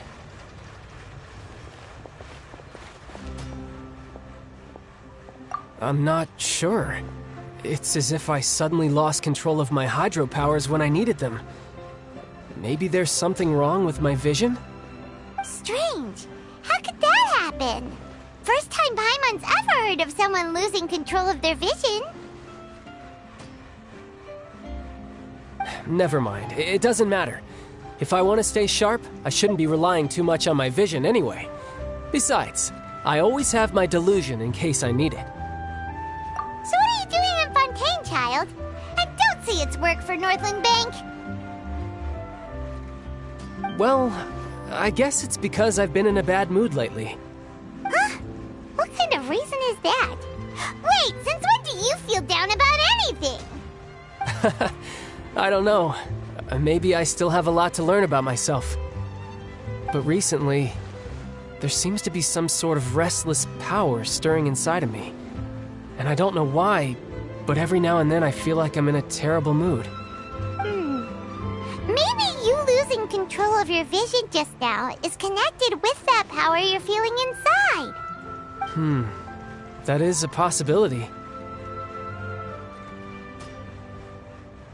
I can't remember if I ever mentioned it before, but when I was 14, I fell into some unknown abyss. It was during that time I learned nearly all of my abilities. The one who took me under her wing and taught me was named Skirk. She was always quiet and very mysterious. Nobody knew where she came from or what she had been through, and she was always very strict when teaching me combat techniques. One time, I asked her why she was willing to take me on as an apprentice. From what I could make of her answer, it was because I had awakened it, and traces of it remained on me. She said that all my combat training would be useful in the future. But what is it? What did you awaken? She never explained that, but my guess is that it's related to a dream I saw when I had just fallen into that abyss. In my dream, I was in the deepest depths of the sea, and the boundless seabed was all around me. But in front of me appeared a whale that was so massive, I felt like I couldn't breathe. A whale? Oh, that sounds familiar! When we fought against you before, you summoned a huge whale that seemed to leap at us. Is that the one? That's just an abstract form of a whale that I create using my elemental powers. It takes that shape because the scene I dreamt of the whale has always been stuck in my mind. I'll never forget it. So you used the whale as inspiration for one of your moves? Huh. Seems a little twisted to Paimon. So why don't you just go ask your master? Maybe she knows the answer. You make it sound so easy. Ever since the incident I experienced there, I've never stopped searching for Master Skirk and that unknown abyss. But it's been years now, and I've still found nothing. There isn't even a trace of the place where I remember falling into the abyss. Oh, it sounds like some kind of ghost story. Yeah, I'm out of leads at this point, but there's nothing more I can do. It seems that strange encounters in this world tend to be elusive like that. Oh, Seems the time really flies when I'm talking with you. I just remembered I have somewhere else I need to be, so I should get going. What? More work for the Northland Bank? And no, it's more of a personal appointment. Lately, I've been sparring with some of Fontaine's official champion duelists whenever I'm feeling bored. Official champion duelists? You mean it's their job to duel? Yep, in Fontaine, before a criminal goes to court, they're given one chance to defend their honor by requesting a duel with an official champion duelist. The champion duelists are all powerful fighters selected from among the nation's best. And the duel itself is a no-holds-barred fight with no specified stopping point. So engaging in such a duel is regarded as a symbol of defending your honor. If a criminal manages to win the duel, they'll be acquitted. But if they lose, they'll have no choice but to stand trial. And the worst-case scenario is that you're simply killed in the duel. Though it's rumored that Fontaine has a death penalty, from what I can tell, no one has ever been officially sentenced to death. So really, the only people who opt to duel are those who have suffered a grave injustice in being accused, or those who greatly value their honor. Otherwise, why gamble with your life? So, do many people actually get out of their trials by winning the duel? Apparently, it's exceedingly rare for anyone to actually win. Fontaine probably enacted this system as a way to show that the nation respects the honor of its citizens. Besides, none of the champion duelists are to be trifled with, which is exactly why I was itching to face them as soon as I got to Fontaine. Apparently, the one I'm meeting today, Clorinde, is the strongest of the champion duelists. I had been asking her for some time before she finally agreed to face me today. Well, that's Childe for ya. Paimon feels like we heard that name somewhere before. Clorinde. Huh. Oh, before I forget, I want you to have this. Huh? Your vision? You're seriously just giving it away? I'm just worried that it could become uncontrollable again. I'd be pretty upset if it got in the way of my duel, so I think I'll be better off without it for now. Besides, I just need you to hold on to it for a short while. I'll come retrieve it when I have some time later. Paimon knows what you're up to. You just want an excuse to come talk to us again, don't you? Whatever gave you that idea? I'll be in touch later.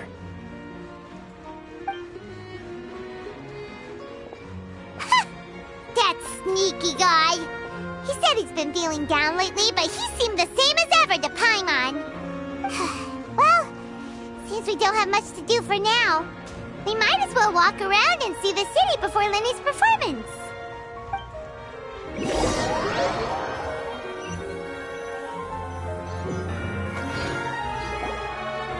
Wow! Who could have seen that coming? The reporter who was barely around for most of the story was the murderer all along!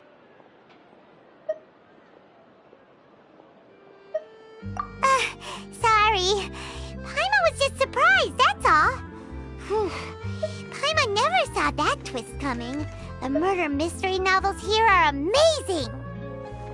The whodunits here in Fontaine are a lot different than the light novels you see from Yai Publishing House. Both have their merits, but Paimon thinks this style of novels are more, well, novel.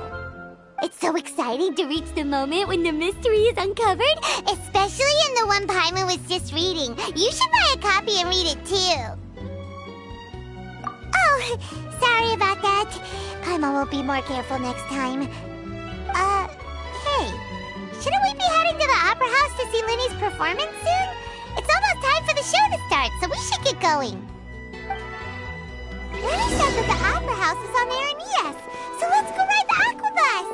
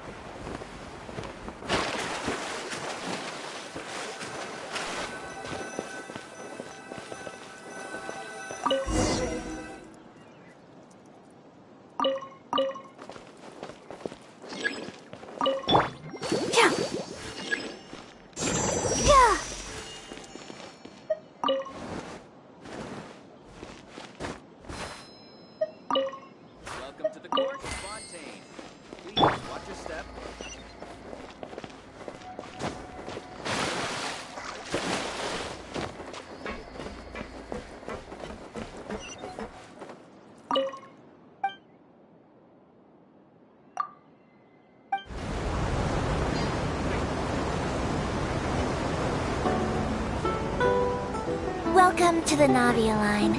I am Elfan. The boat will be departing imminently. Please do not stick your head, hands, or other body parts outside the boat. The Aquabus operator is not responsible for any accidents or injuries resulting from doing so. Also, please remember to buy the Steambird, though I don't read it myself. The destination of the current tour is Arenias. Points of interest worth visiting include the Fountain of Lucine and the Opera Epiclese. If you look to the left in the direction we are currently traveling, you will see the famous Fontaine Research Institute up in the sky. An experiment gone wrong turned new sightseeing opportunity. Human ingenuity truly is a wondrous thing.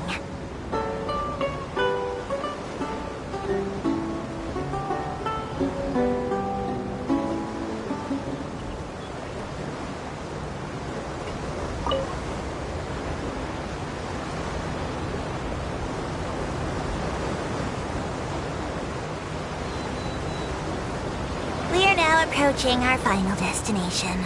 Please be sure to bring all your personal belongings with you as you disembark. Even though I will take any forgotten items to the lost and found, the paperwork is rather annoying, as Melusine hands are not suitable for grasping pens. Please be careful when disembarking. It has been my honor to be your tour guide this trip. Thank you.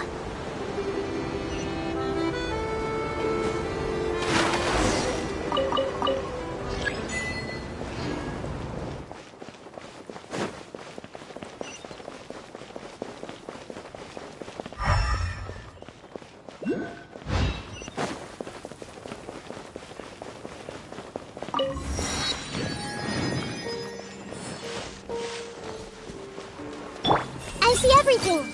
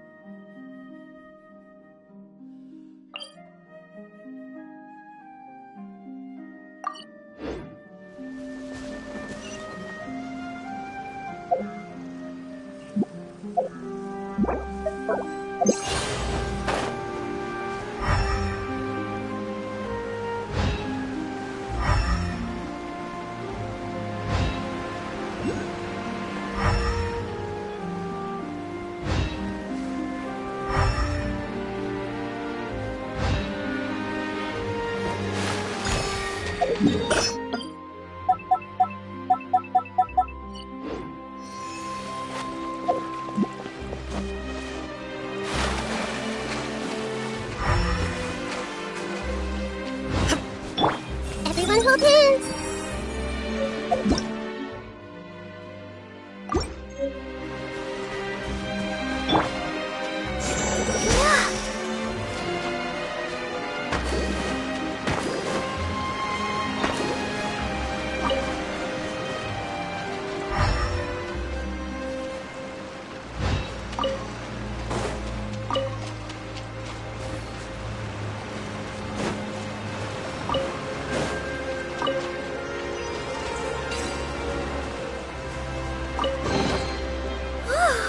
Look at it sparkle. Hey!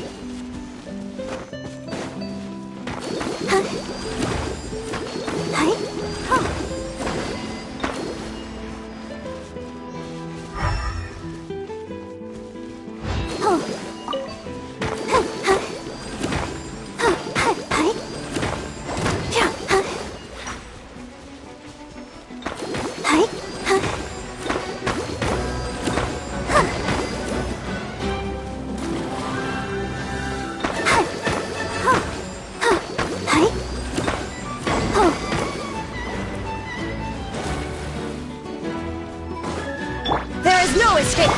Everyone hold hands!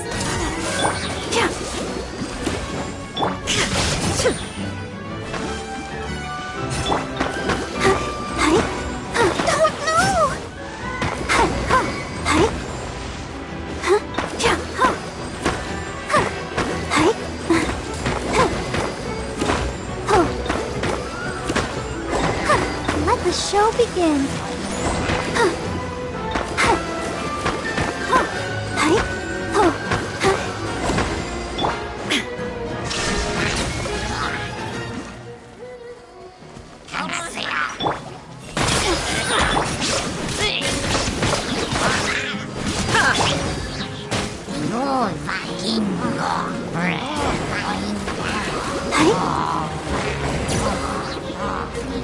I'll protect us.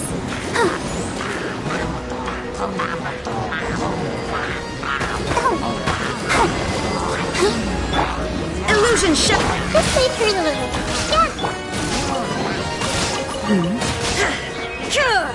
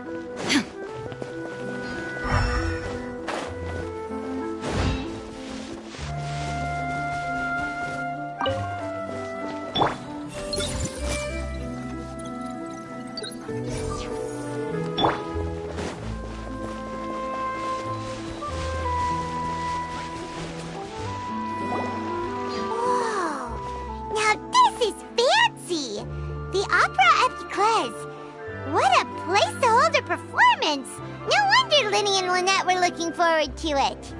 Huh. Looks like there's a lot of people standing around the fountain up ahead. Oh, Archon, please bless us with a bright and healthy child. We pray. I don't know why you always feel the need to ask so much. I'll be happy as long as our child is healthy and lives a peaceful life. I guess if they're our kid, then there's no doubt they'll turn out smart. Maybe this is one of the customs in Fontaine. There sure are a lot of couples here. Vache. What's wrong? Vache. Vache.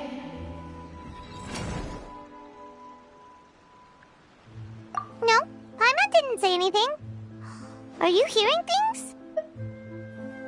Welcome to the Fountain of Lucine. All the water flowing through Fontaine converges here. It's customary for newlyweds to come here and wish for children. Ah!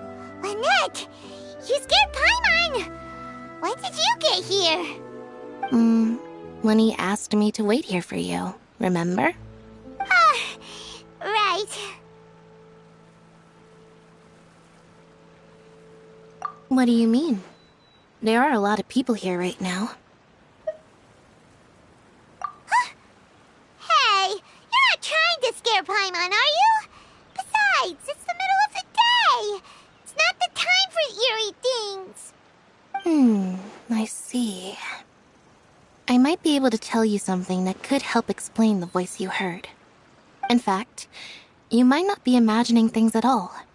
I suspect that what you heard is a result of your hypersensitivity to the hydro element. Others in my family have had similar experiences. It's because of his sensitivity to the hydro element?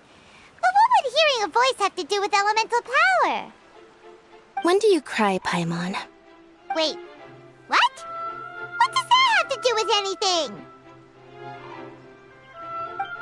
Just answer me. When do you cry?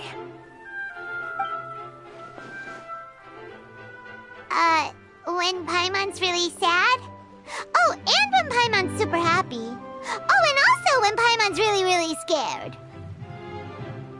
Then you should understand that tears contain your most intense emotions. Like I just mentioned, the Fountain of Lucine is where all the flowing water in Fontaine converges. Even the tears that fall to the ground will eventually gather here. So maybe what you heard was the intense emotion coming from someone's tears.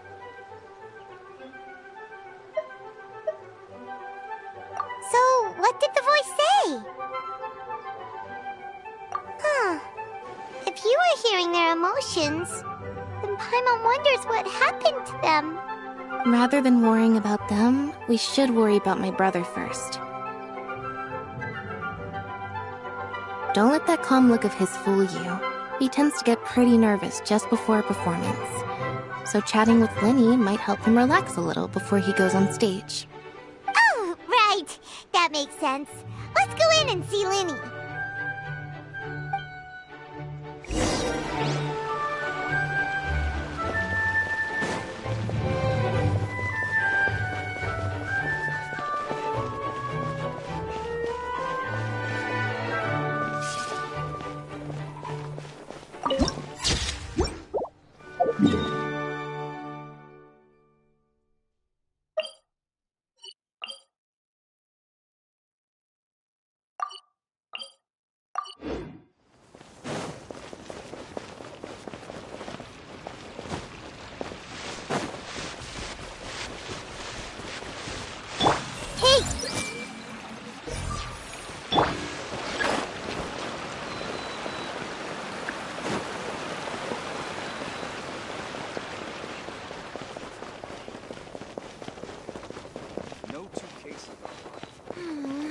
Lady Furina hasn't.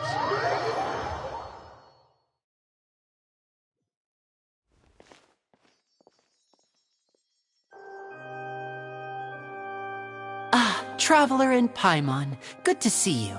I knew you two would come. Are you kidding? We wouldn't miss it for the world. We've been looking forward to it. I can tell, judging by how early you've arrived. But you're actually right on time. The audience still hasn't started entering the venue yet, which means now is the perfect chance for us to take you to the best seats in the house. Wait just a moment, I'll fetch the tickets.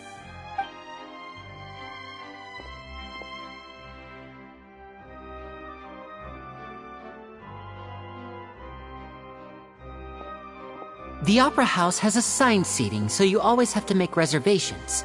I've already reserved your seats, and here are your tickets. Ooh, front row seats! Thanks, Lynnie! Don't mention it. There's no need to keep thanking me. Hey, Lynnie! Could you come over here and take a look at this? Oh, I'll be right there. Seems there's an issue with the stage props over there. That's Cal, my assistant, calling me. I'll go lend him a hand. Yeah, we'll just go to our seats. You go ahead, Lynnie.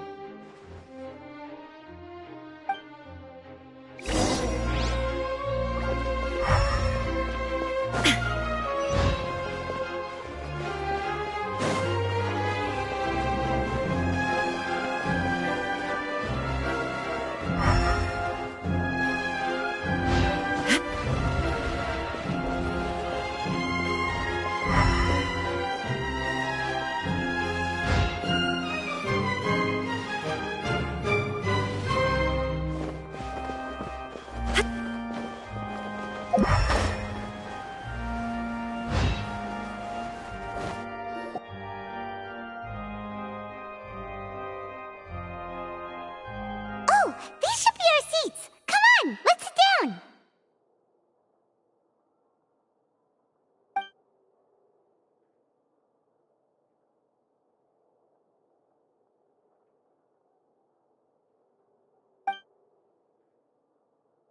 Uh...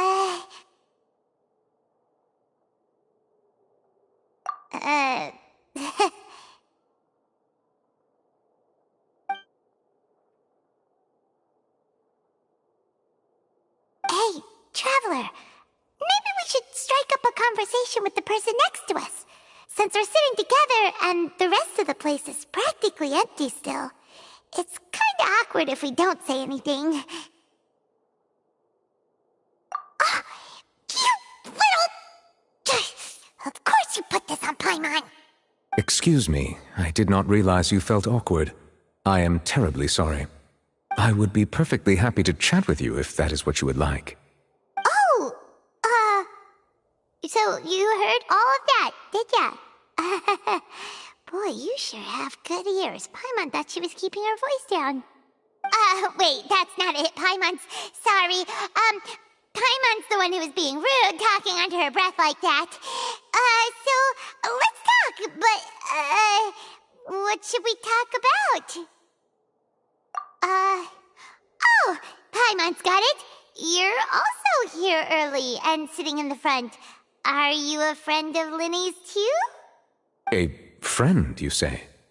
Well, if Mr. Linney would like to be my friend, I would be more than happy to reciprocate. Oh, so you're not friends with Linny then? Oh, this is getting more awkward by the second. Paimon nearly forgot to make her introduction. Nice to meet you. Paimon is Paimon, and this is the Traveler. We just arrived in Fontaine. It is an honor to meet you two. I have heard of your deeds across Tevat. And as required by proper etiquette, I will also introduce myself. I am... Oh, Monsieur Nervillet! What an honor it is to have you here to see my show! Ah, Mr. Linney. I should say it is in fact an honor for me to see your performance in person. Wait, Nervillet? Could he be... I saw you all chatting just now, but it seems you still don't know who Monsieur Nervillet is. Allow me to introduce you to Fontaine's Chief Justice. That seat is always reserved for him. It wouldn't be too much to say that he's the symbol of justice and honesty here in Fontaine. Whoa! Sorry for being so rude just now. Paimon had no idea you were such an important person. No offense taken. Being Chief Justice is merely what I do for work. Nearly every person has their usual reserved seat, so I'm not so special, really. And by the way, I should probably let you know, even though I would prefer not to, there's someone sitting up there in the VIP seats that has been striking a pose for quite a while now. I believe she is trying to give you a most elegant and impressive first impression. So I think you should take notice of her sooner rather than later, otherwise she may become flustered.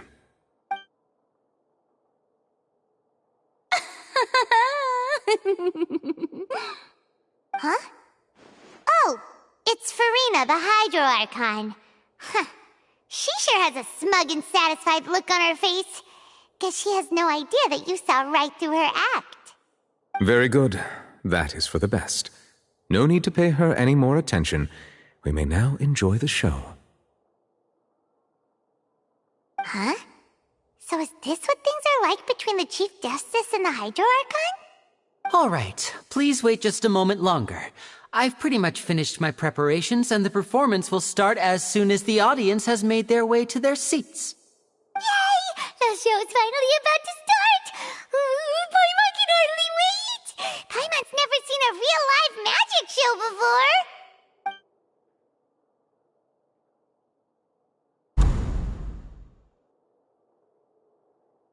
Oh! They're dimming the lights! The show must be starting! Sorry. Paimon will try to stay quiet. Welcome, one and all, to the Opera Epiclese. I am the star of today's show, Linny. And over here is my sister, Lynette, who will be working as my wonderful assistant. Please, let's give her a warm welcome. Hello, everyone. I know she may seem to be a little sleepy right now, but that's just a sign that she's nervous. Whatever. Now, some of you may be thinking, Two vision holders who can freely manipulate elemental powers performing magic is not true magic at all. So, I would like to take a moment to assure you that elemental powers will have nothing to do with what you will witness on the stage today.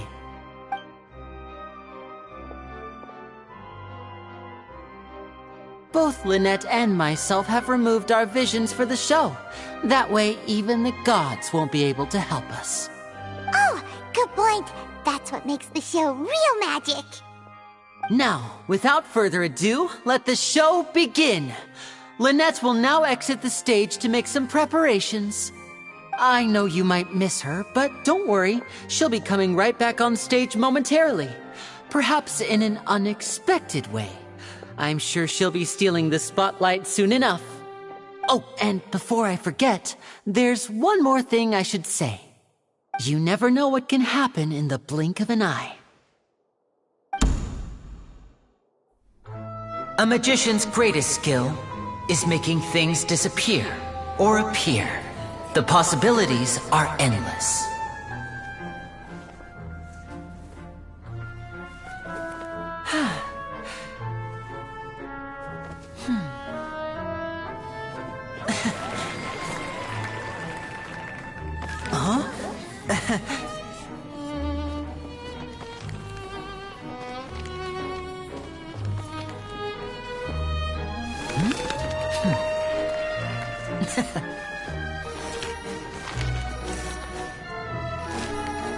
But this isn't what you came for. These little tricks, you've seen them all before. So it's time for something truly extraordinary, don't you think? This one's a little tricky.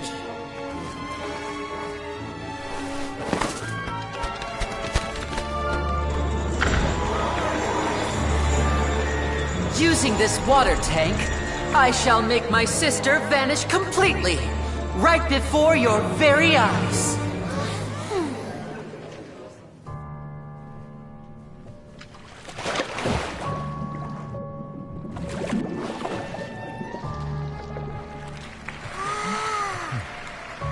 It's actually quite simple. She'll just turn into air bubbles and float right out of the top.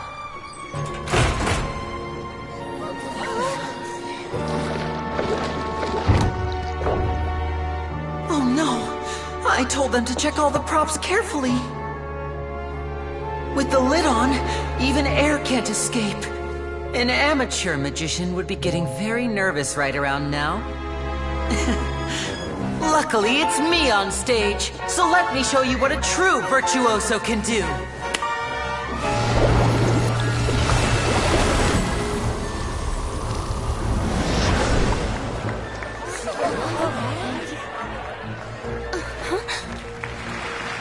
Lynette, are you still there? Don't go too far. We don't want to use up all our magic. Hi, I'm back. Uh-huh.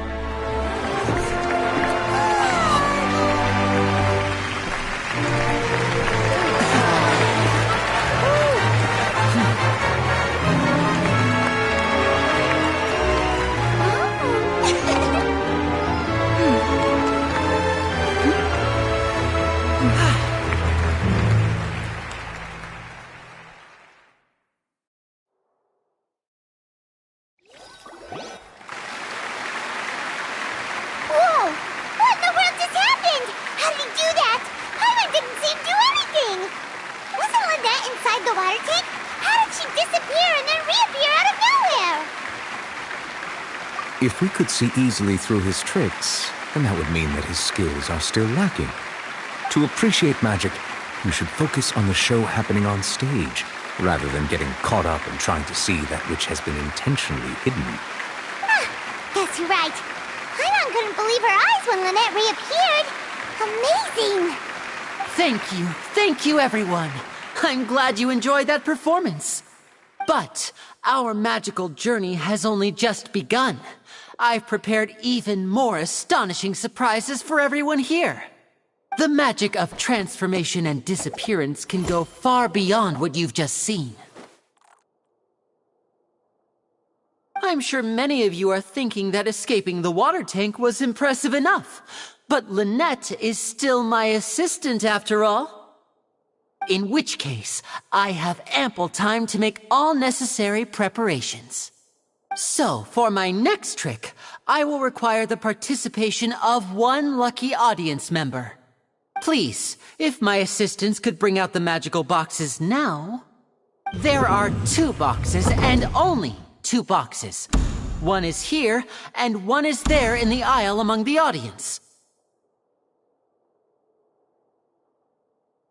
I'm sure many of our clever audience members have already guessed our next magic trick.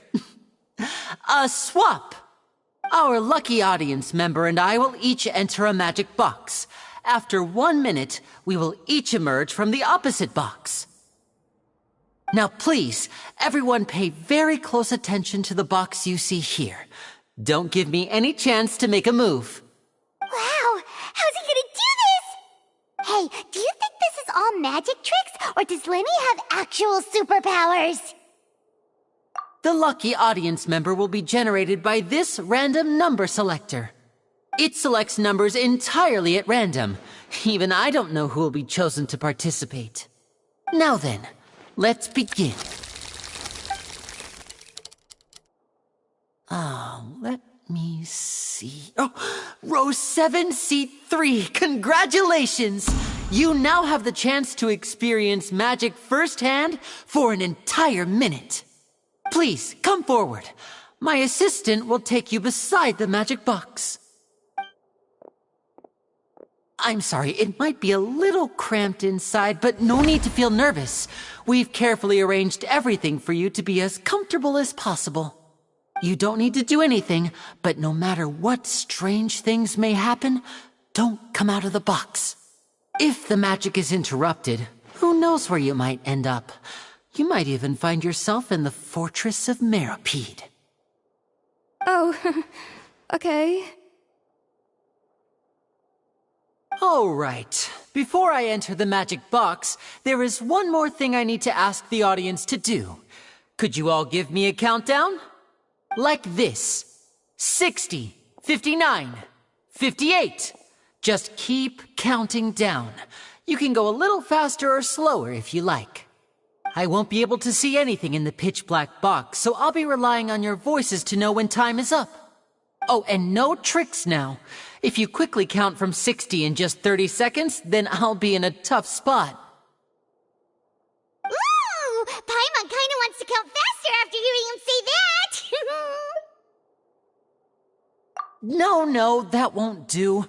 I can see it in your eyes. You still can't be trusted. Let's practice together. Come on, repeat after me. 60, 59, 58. 60, 59, 58! That's right, perfect.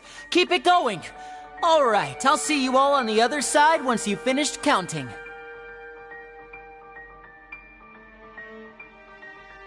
$54, $53, $52? Huh? Why aren't you counting, Nervalette? I am counting in my head. I think things are exciting enough in here as it is. Merely a consequence of my identity and personality. Do not worry about me. Just enjoy the show. Oh, all right. You look so serious that Paimon thought you might be feeling uncomfortable or something. 40, 39, 38! Mr. Linney, are you all right in there? Is everything ready? Yes, I'm fine. I'm just double-checking the direction of the magic. It would be a disaster if we get sent to the wrong places. For example, mid-air right above the audience. Even though he's saying that, Lenny doesn't seem nervous at all.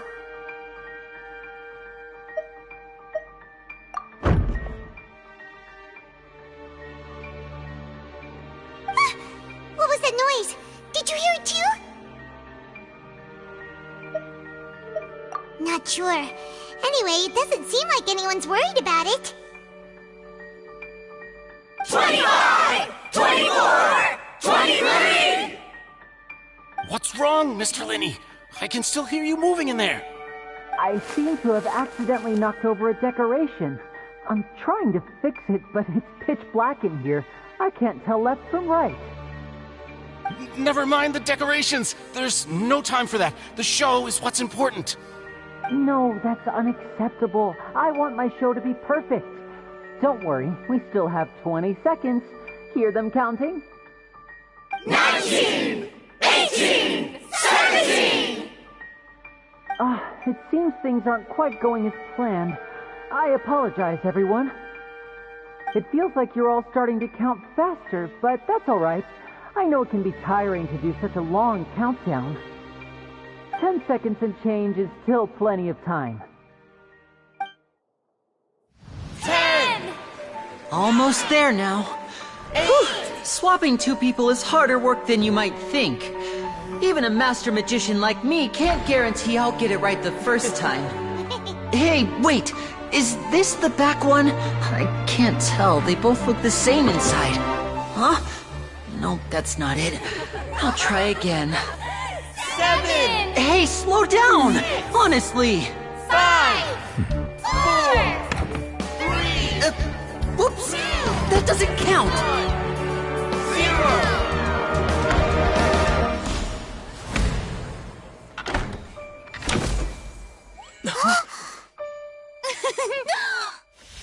Ta-da!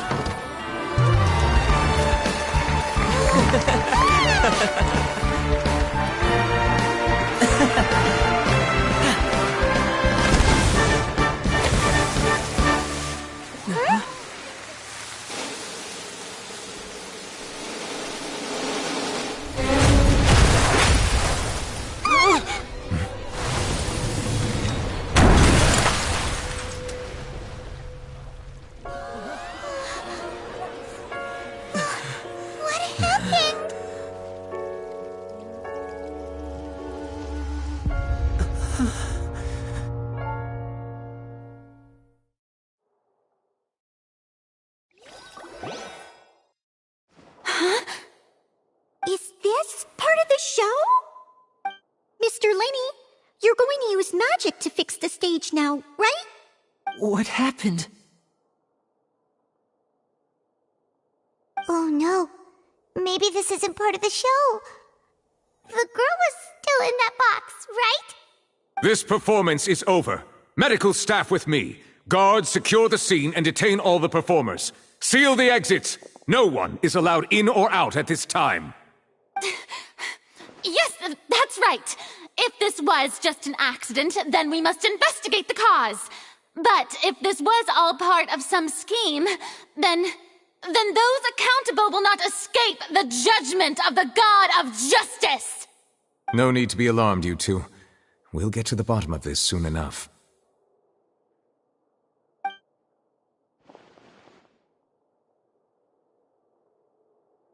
Unfortunately, the person who is in the magic box has been pronounced dead. His name was Cowell, one of the assistants in Linny's magic troupe. Apparently, the fireworks on stage ignited the ropes that were suspending the water tank, which then caused the tank to fall onto the stage. As of now, we are still not sure why we found Cowell in the box, rather than the guest from the audience. And after an initial search of the area, the guards have confirmed that the girl is nowhere to be found. It appears that this incident was not merely some mishap with the performance. And there are many indications that it is connected with the case of the serial disappearances of young women. The serial disappearances case? That's the case that Charlotte mentioned before. I know the truth. I can see through the whole thing. Really, using such a shallow and obvious mystery as his finale. Did he really underestimate us that badly? I say that our powerful magician, Mr. Lenny, is now the prime suspect for the serial disappearances case. Huh? Why me? This whole thing was an accident. No, this all occurred during your magic show, did it not? The missing girl disappeared after being chosen, did she not? The deceased is one of your assistants, is he not? Now that I think about it, That whole speech about magicians making things disappear was nothing more than a provocation, a bald-faced challenge. That can't be right. How can Lenny do this? He was in the box on the stage the entire time. We can even hear his voice. Besides, before the show, he told us that he would like to catch the criminal behind the disappearances. He couldn't possibly mean catching himself. Save discussion for a later time, please. Lady Furina, may I assume that your comments just now constitute an accusation against Mr. Linney and his associates, and that you are pressing charges? Huh? I just think that he... Well, I think it might be a little early to talk about formally pressing charges. But what Lady Furina said just now makes perfect sense. Looks like she's gonna personally deliver justice. A kidnapping and murder carried out under the cover of a magic show. Lady Furina said it all. I mean, of course, my dear people. But what excites me even more than the obvious truth before our eyes is the opponent I'll be facing.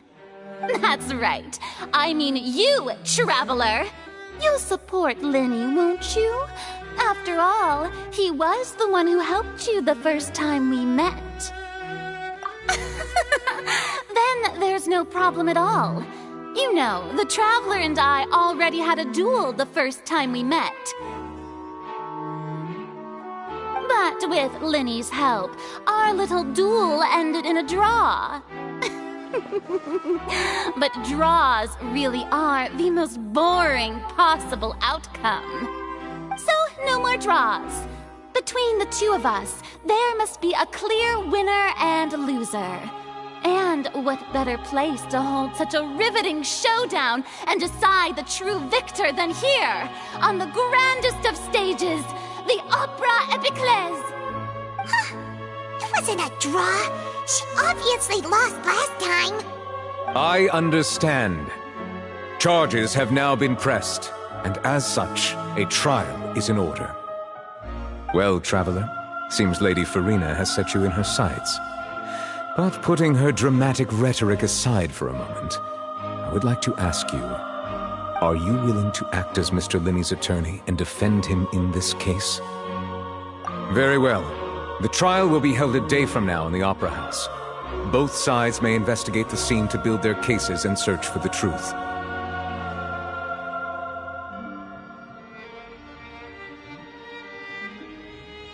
Linney and his troupe are all potential suspects and shall remain within the Opera House.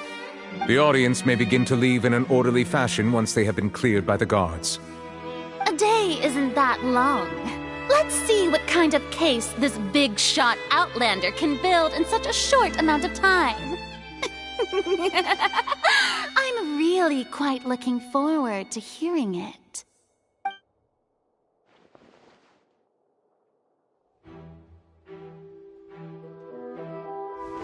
Lenny!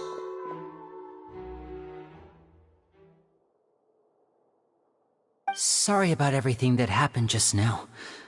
Were you frightened? Of course! Who wouldn't be scared after witnessing an accident like that? Yeah, I'm a little shaken up myself. How could this happen? And poor Cal. I know you already claimed that you would defend me, but now it's just us talking. Tell me, do you think I could possibly be the murderer? Good to hear. Thank you so much for trusting me. I'm sure everyone sees me as the biggest suspect at this point. But, if you ask me, the whole thing is mysteries layered upon mysteries, such that all that's left is confusion. I don't know whether what happened there on the stage was purely an accident or not, and I don't know why poor Cal was in the box. As for how that girl chosen from the audience could suddenly disappear, I'm afraid I don't have any answers either. If someone tampered with my performance, then we need to figure out what they did. Even a skilled and knowledgeable magician like myself couldn't pull all that off in just 1 minute. Which is precisely why we need to investigate.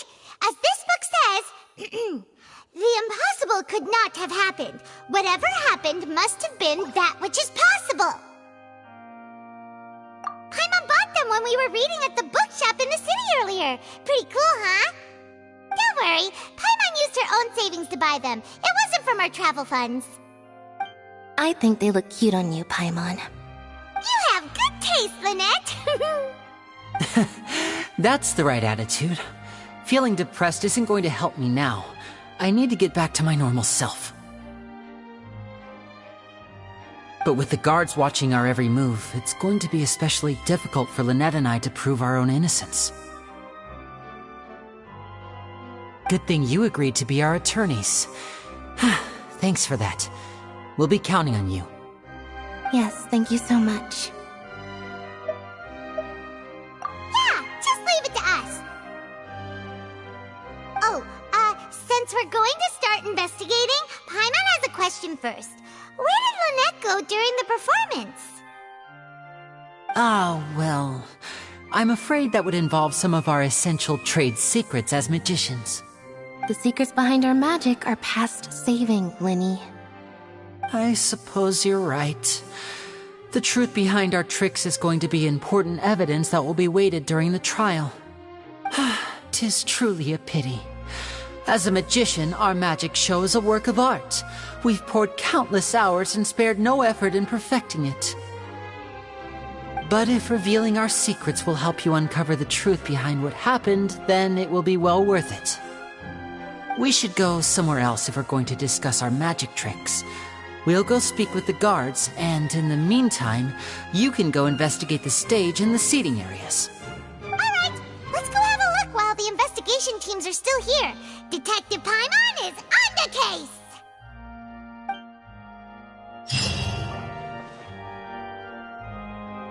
Hello, officer. How's the investigation going? I see. You must be the traveler that Lady Furina mentioned. Listen, I'll be perfectly honest with you. I'd avoid getting mixed up in this whirlpool of a mess if I were you. Huh? What do you mean? Come with me and you'll see. The deceased is one of Linny's assistants, named Cal. Even though he hadn't joined the troupe long, he was hardworking and everyone generally liked him. The assistants are usually in charge of setting up and inspecting the props, as well as assisting with the show and keeping the crowd engaged. As you probably saw when you were in the audience, the water tank suddenly fell and smashed the box with Cowl inside it. This is the real mystery. We've already searched the scene and were unable to find any traces of the girl. However, if you look carefully, the box was positioned directly under the water tank. The ropes holding the tank were then burned by the pyrotechnics on stage, causing them to snap. All these factors lining up so perfectly makes it hard to see this as a mere accident. If anything, the more logical explanation is that the whole incident was intentionally planned, and Linny is the most likely person to have access to all these areas. But he doesn't have a motive! Are you both good friends of his? Well, you can't say we're good friends, but we've known each other for a little while. So in just a short time, he was not only able to win your trust, but even convince you to act as his attorneys. I know there's no such thing as magic. The real trick of a magician is holding the audience in the palm of their hand. I've seen a lot of cases, and I can tell you that people are the least reliable kind of evidence.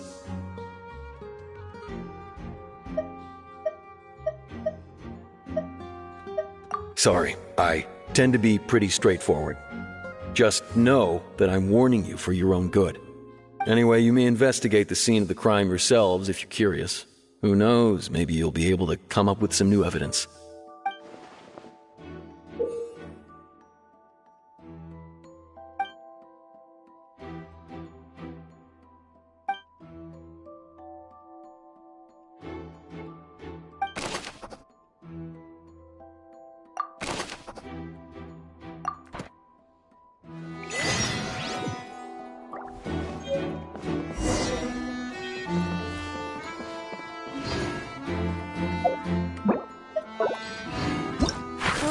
the murderer. Why would it be?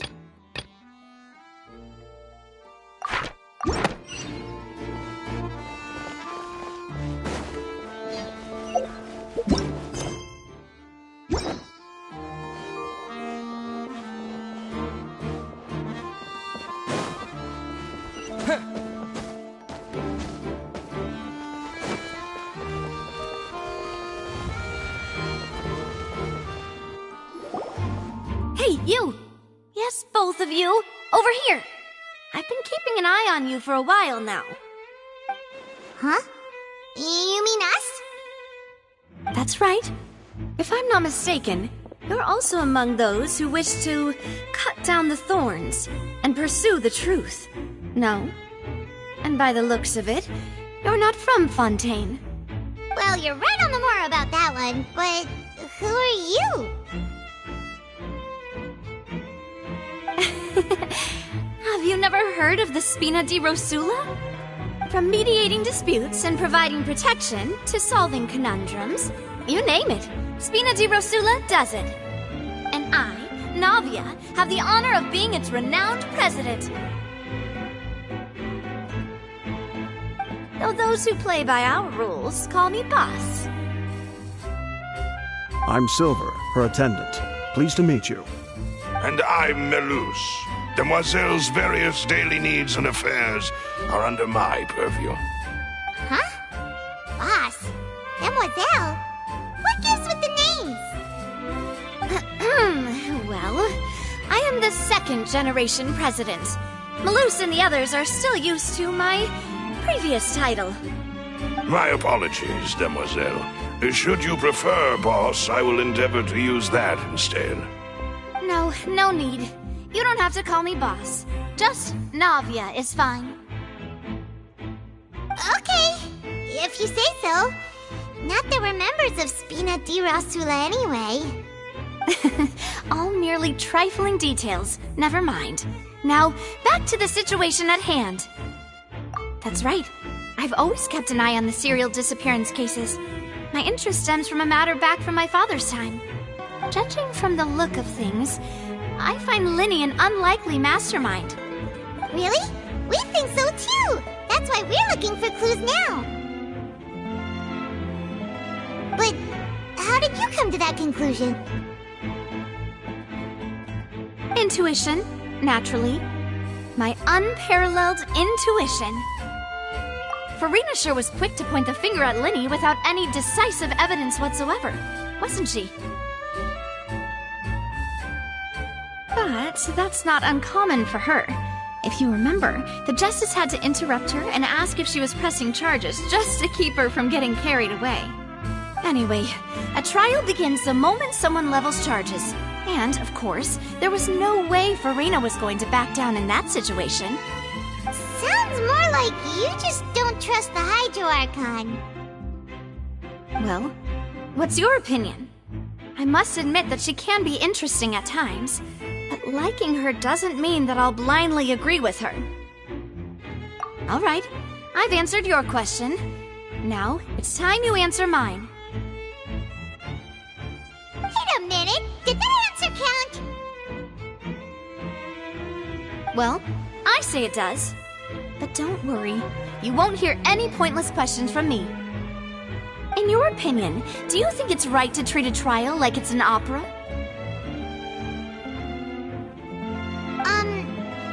Well? And why would that be?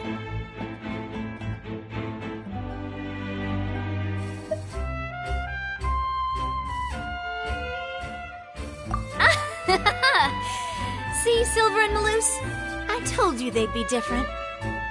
Most astute of you, Demoiselle. I, too, think that the Traveler's response was most excellent. No matter how wonderful the script or how fervent the audience's expectations may be, the trials that go on stage here must be based in fact. And if that can be done, boss, then... All right, that's quite enough, Melus. Anyway, I like your answer. You pass with flying colors. Now, I need to make some preparations, following which our joint investigation shall commence. You two shall be my assistants. become assistants? Oh, well, I can be the assistant. Sure. Or your companion, if you like. I'm really not that fussy. That's more like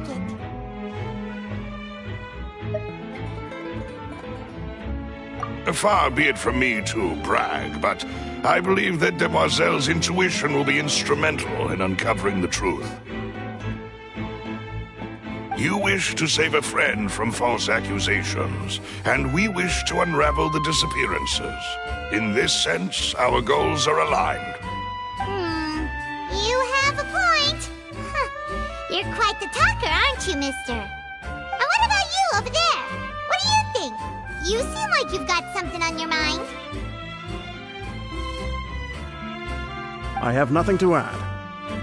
Oh, alrighty then. We'll be making some preparations first. Just be sure to let us know if they start revealing Linny's tricks. Thanks!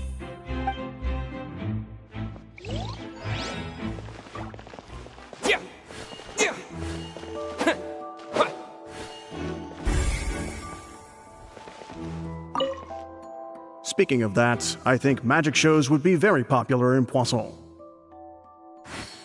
I can see that. Maybe I should try to learn some magic. If I can make things...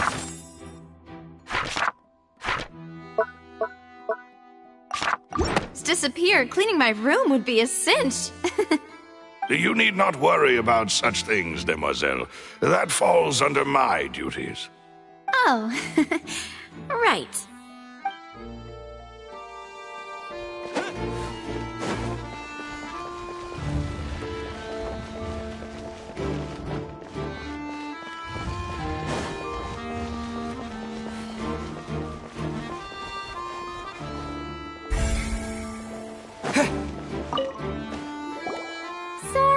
But no one can freely enter or exit the Opera House at the moment. If you wish to leave, you must register your identity with us first. No, we're not leaving. We're representing Linny and Lynette as attorneys, so we're investigating the case. Were you always guarding this entrance? Yes. After the Chief Justice gave the order, everyone coming in or out must undergo a strict inspection.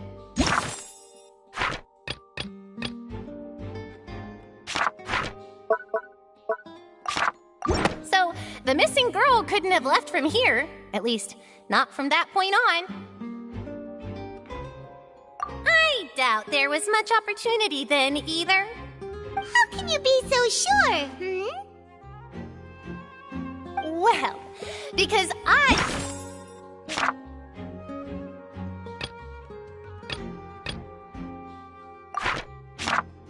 was in charge of security near the entrance at that time. I couldn't see Linny's performance from here, which was quite a shame. Just my luck. But still, I did not abandon my post, and I stayed put no matter how loud the applause was. If someone had so much as even approached the door, I would have noticed it, let alone if they had tried to leave. We Melazines are good at that sort of thing, you know. So, it's safe to say the girl couldn't have left through here. Alright, thank you for your help. This will be useful info.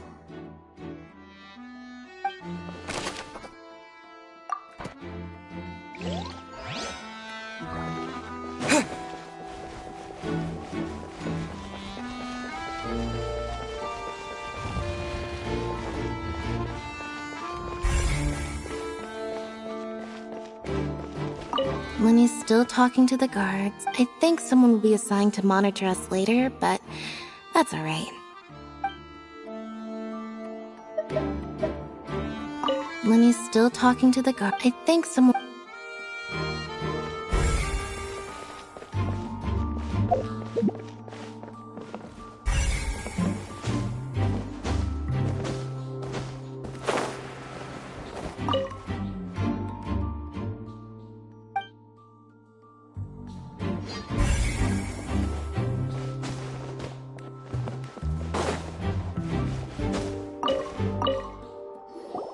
I see that you're investigating the area. Well, just so happens that I'm interested too. If you find any new and interesting leads, be sure to share them with me, alright? We don't have too many thoughts yet.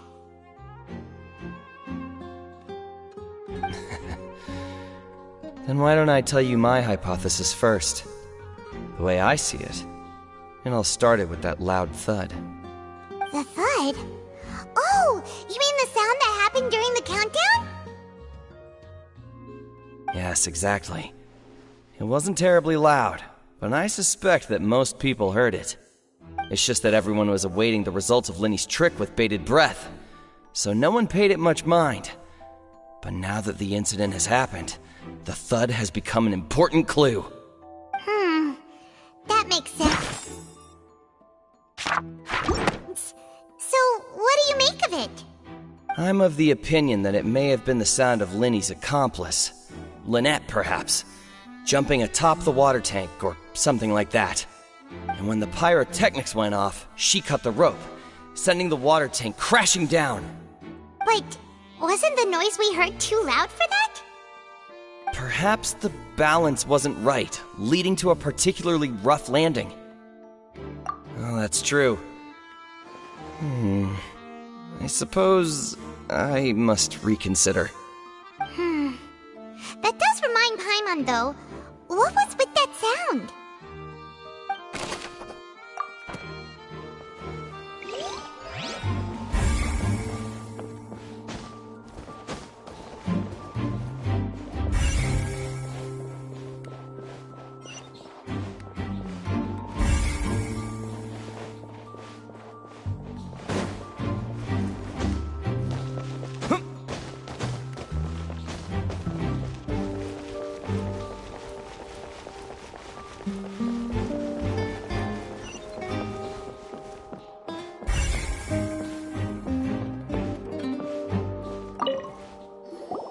Hello there. What are you investigating? Oh, this location has also been cordoned off because the Magic Troop members are currently considered prime suspects. The investigation team is still collecting evidence. The seats were all booked in advance, so we were able to deduce the missing woman's identity by checking the guest list. Sure, it's not like this is confidential information. We will publish it later anyway when we petition the public to help us find the missing person. Her name is Halsey. She's a painter from Fontaine who's made a bit of a name for herself. Apparently, she wasn't a regular at the Opera House, but she'd been feeling some pressure with her work lately, which made her decide to come see the magic show. The Magic Troop members all claim not to know her, and we have looked into her social connections. It seems that she has no personal grievances or conflicts of interest with the suspects. Simply put, she wasn't related to the Magic Troop at all, which matches the features of the previous serial disappearances. Were the victims of previous cases also chosen at random? That's how it seems to us, in any case. Apart from the fact that they were all young women of around the same age range, there really weren't any other connections between them. Okay then. No need to be so formal. If you do happen to see the missing girl, please be sure to contact us. It is of utmost importance that we get to the bottom of these disappearances.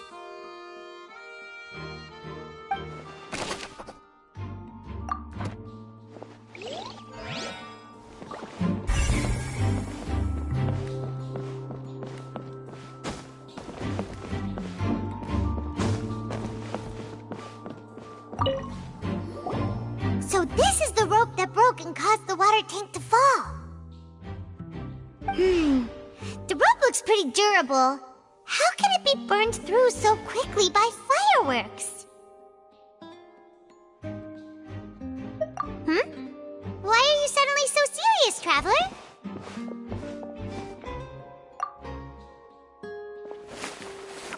Whoa.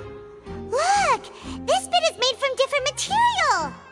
Most of it was burned away, but there's still a little bit of it left.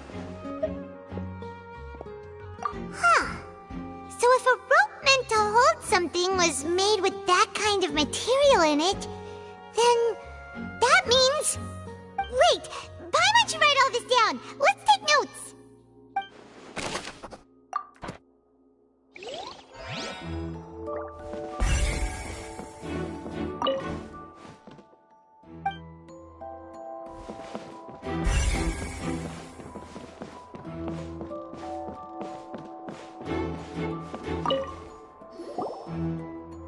The investigation team has some new findings.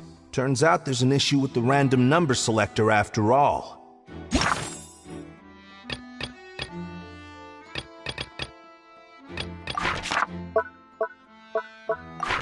See, I told you. What if the machine picked some big guy's seat? You think the murderer would have still made his move then? Sorry to interrupt, but we're helping Linny and Lynette with their side of the investigation. What were you saying about the number selector? There's something wrong with it? You're trying to help them? That'll be a tall order. Linny used the machine to pick a random member of the audience during his performance, right? The lucky girl that later disappeared. Well, we thought there might be a serious problem with the machine, so we had it taken away for further inspection.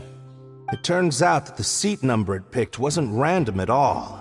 The machine picks that same number every time. I'm sure you already know that you have to make a reservation in advance to get a seat, regardless of whether it's a trial or some performance. In other words, Linny knew who would be sitting where from the very beginning. That much checks out. Linny reserved our seats for us, too.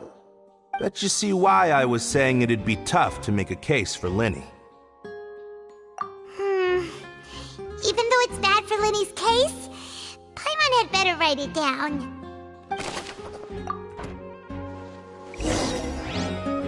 We've checked everything of note here at the performance venue. Paimon wonders how Linny's discussion with the guards is going. Let's go see, shall we? Ooh, things are getting interesting, huh? We're about to see how magic is made.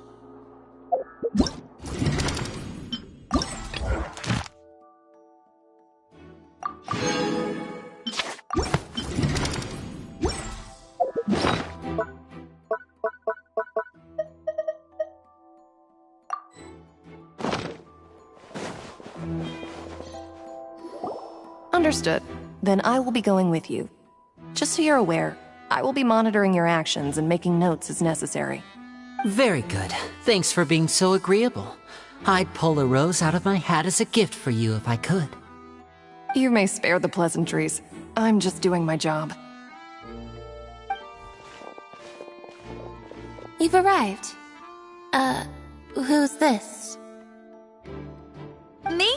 I'm Spina di Rosula's guardian angel. If you've got a problem, I've got the firepower. Sorry, I got a little carried away there. Call me Navia. I'm a partner of theirs, and will be helping investigate this whole situation. And these are my companions. Would you mind if they join as well? Fine by me. Oh, new helpers? I would be most grateful.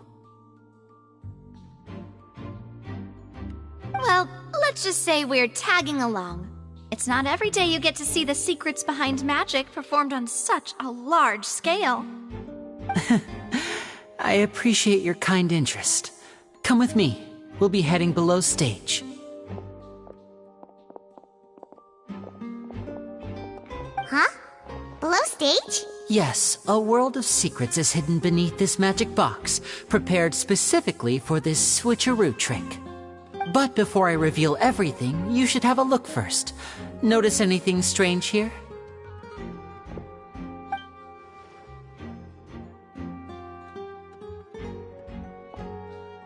I'm not trying to be dramatic. Remembering the details of a trick will help you understand the methods used to perform it more easily. Huh. Weren't there balloons and other decorations here? Where did all that go? Ah, good eye. That said, you're still far from discovering the answer. The back? You mean the inside of the door? What's different about it? Paimon didn't notice anything. Very good indeed. I thought you might not be able to catch that, given that you were sitting in the first row. The back of this door was patterned. Those patterns are now gone, replaced by a smooth wooden board. So, if you put 2 and 2 together, what do you get? Exactly. All right, let's go. I'll tell you how it works as we head down.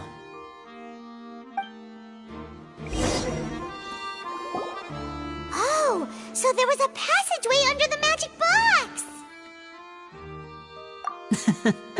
I knew you'd figure out most of it as soon as you saw this place. The 2 magic boxes are positioned right above the 2 entrances of the tunnel. See this flatbed trolley? The box with the lucky audience member in it would be shuttled over to the other side using the trolley. This trolley can raise and lower and even rotate, ensuring that the box will face in the right direction. I see. So that's the purpose of the box inside another box. Precisely. The inner box would descend after the audience member was put inside and be moved along the trolley, all while the outer box would remain on stage as if nothing had ever changed. So that's how you did it! Once the box was lowered, the trolley would store some energy through this device here, with which it would complete the rest of the steps. The audience member would only be able to feel some slight movements in the dark, and by the time she walked out, she would already be back on stage. Right! You were talking that whole time, and you even came out for a moment near the end! Ah, yes. A phonograph operated by Lynette was used to achieve that effect. My assistant and I had already scripted our conversation beforehand. When the countdown began, I had already gone to the opposite box via a tunnel using that ladder. And what about Lynette? Where was she? I was in the mezzanine space in the back of the box. Oh, interesting! That's how we were able to coordinate Linny's lines with the assistant. And, by the way, I was the one who walked out of the box at the end. I mean, we are twins. All it takes is a change of clothes and no one can tell who's who. And that's my favorite part of this trick. Only Lynette and I can perform it. So that's how it all worked! Wow, every detail you revealed was more amazing than the last! Lynette would briefly walk out of the box and then go back in, jumping into the tunnel and escaping before the box on the trolley could finish ascending. And then I walk out of the other box in the audience area, and the trick would be complete. The operative word here being would. But as you saw, Cal was in the box, not our audience member. She, on the other hand, mysteriously vanished. We really don't know how that happened. If not for that interlude, this would have been an astonishing trick. I probably never would have figured out how you pulled it off. And yet, to think that someone was able to use this magic trick to commit a crime. Could we have a look around? I think we can come up with some more leads. This is the scene of the crime, so Lynny and Lynette are not permitted to stay here. I'll escort them back up. Yes, of course. No need to be so strict now. I won't disappear into thin air, you know. Thanks, everyone. We're counting on you.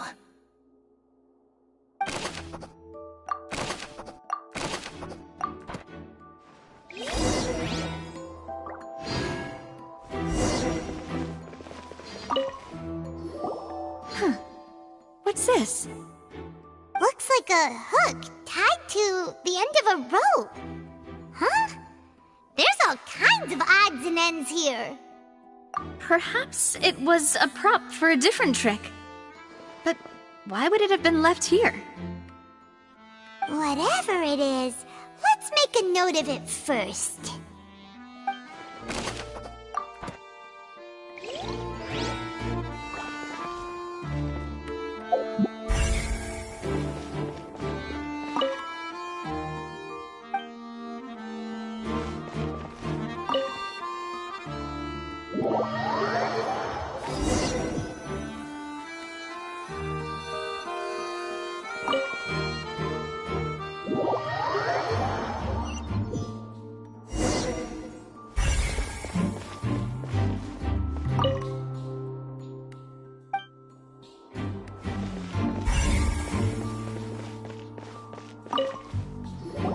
The floor is wet. Please be careful not to slip.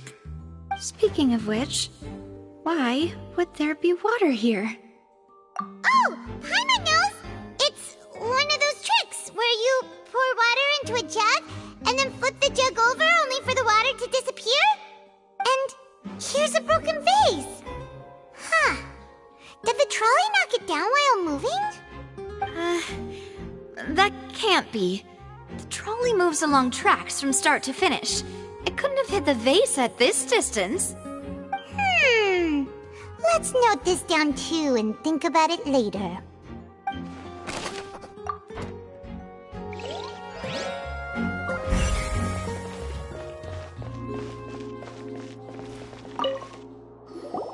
Oh, these are the clothes that the lady chosen from the audience was wearing, right?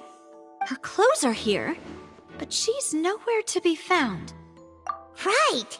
And do you really need to do that if you're kidnapping them? Ugh, this is so confusing. Paimon doesn't want to be a detective anymore.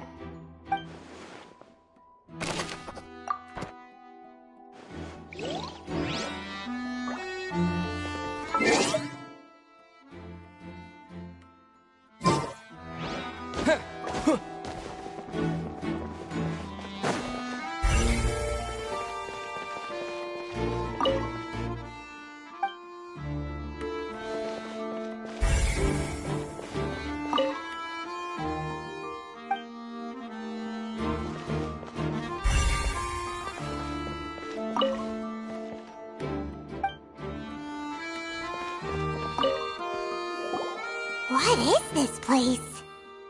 It seems someone could fit through here. Huh. Could this have been the suspect's escape route? Alone, perhaps. But if they had to pull another person with them, the space would be too narrow. But there are no other ways in or out of here. Oh, you're right! Let Paimon write that down.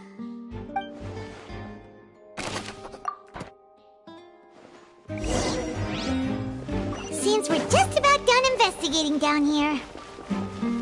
Yes, let's head back up.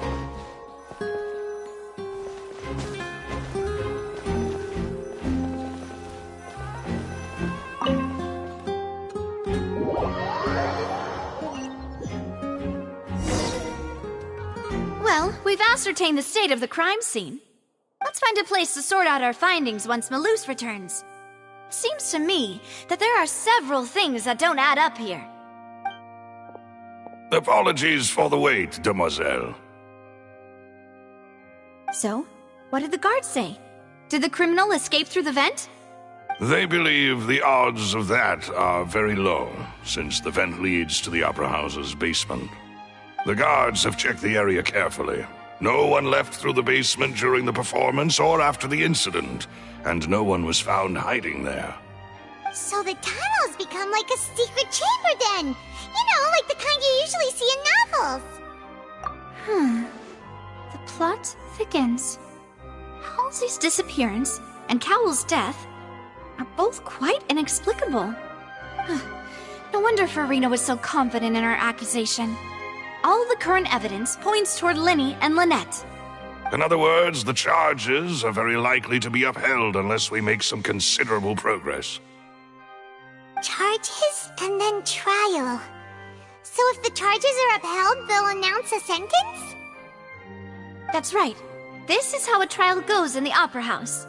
During the proceedings, the Chief Justice and the Oratrice will hear statements from both sides. That's right. This is how indemnitium is produced. The statements from both sides, the defenses from attorneys, witness testimonies, and even the audience's emotions will all be projected on the Oratrice. To put it simply, it's as if the Oratrice has its own will, and is a judge in its own right. This also precludes any kind of favoritism on the part of the Chief Justice. And not that this has ever happened anyway. Once both sides have finished speaking, the Chief Justice will make his final decision.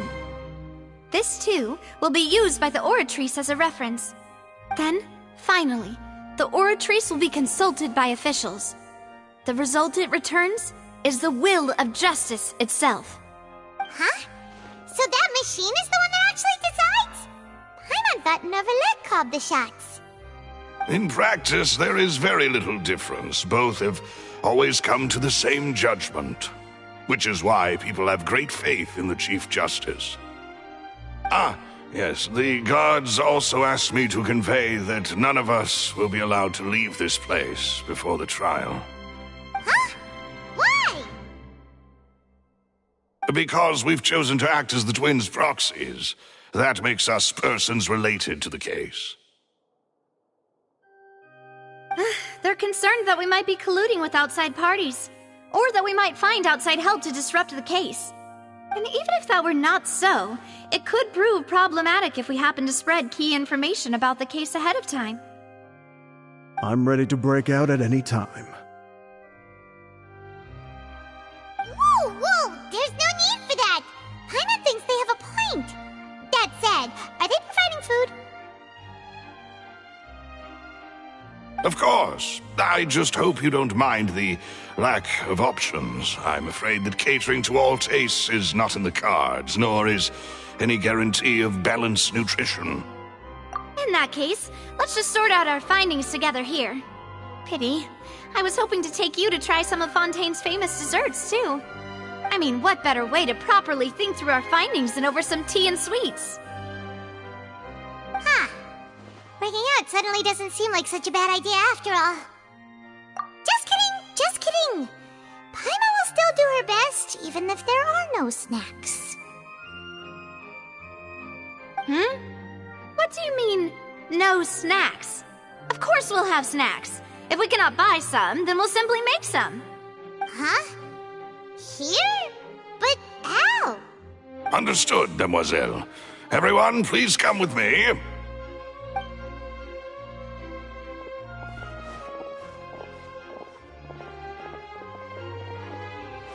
Wait, you're carrying a portable stove with you? Yes, I must be prepared to meet the demoiselle's baking needs whenever the fancy strikes her. I have eggs, sugar, and almonds at the ready. Good work, you two. Then I'll get to it. Please sit tight for a moment. You'll get to taste my awesome snacks soon enough. These three are quite the interesting group.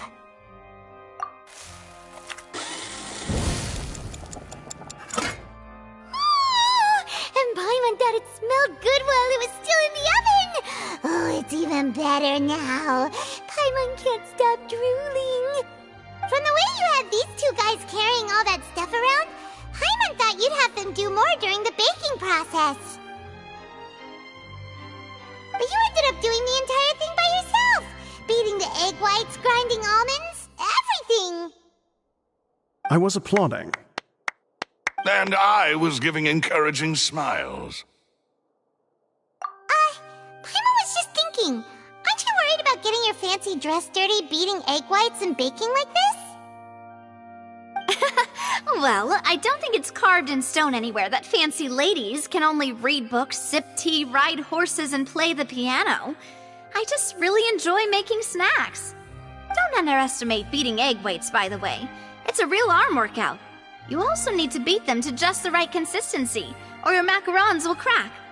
Anyway, give these a try, fresh out of the oven. There's 3 for each of us. Only 3? Well, eating too many sweet treats might send all that sugar to your head. You wouldn't be able to think clearly about the case on a sugar rush, would you? Tea is ready to be served as well. This is Demoiselle's favorite, strong black tea with a floral fragrance that clears the mind and lifts the spirit. No need for concern. I'm merely doing as I should.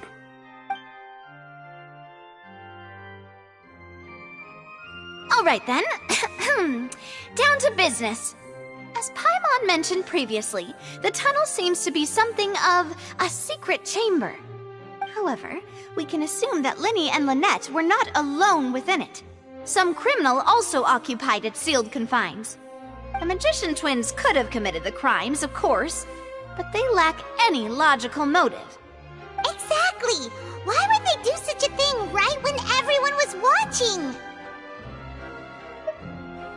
The flower vase and the thud we heard during the performance could indicate some altercation between Halsey and the criminal in the tunnel, resulting in the shattering of the vase, the discarding of her clothes, and her abduction. Perhaps the criminal thought that since she was chosen from the crowd, she would be too easy to identify if she was still wearing the same clothes. Paimon thinks that makes sense, but the real trouble is...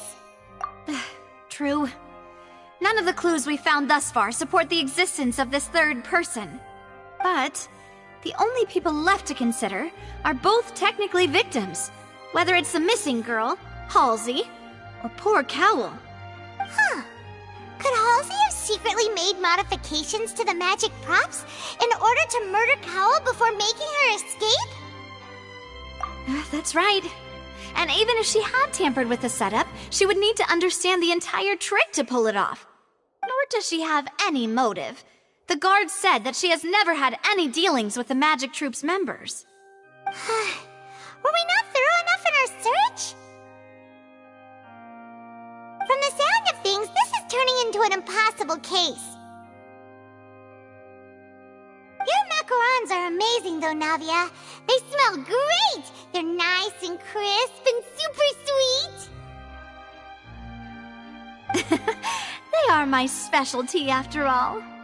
And I see you've already had 5 of them. What? 5? Oh, that can't be right! Paimon only counted 3, honest! Please don't worry about it. At my age, a few less sweets might actually be a good thing. No! Being greedy is one thing, but Paimon knows how to count. Besides, Paimon knows that if she ate too many, then others wouldn't have enough. Wait, even you don't believe Paimon? How could you? If Paimon ate those 2 extra macarons, then may they turn into stone in her stomach! All right, we get it. Well, I suppose one of us might have gotten too engrossed in our chat and eaten them by mistake. No big deal. Maloose, set up the stove again, if you would. Huh? What are you doing? Making sure everyone gets 3 macarons, of course. Exactly. We don't want to trouble you.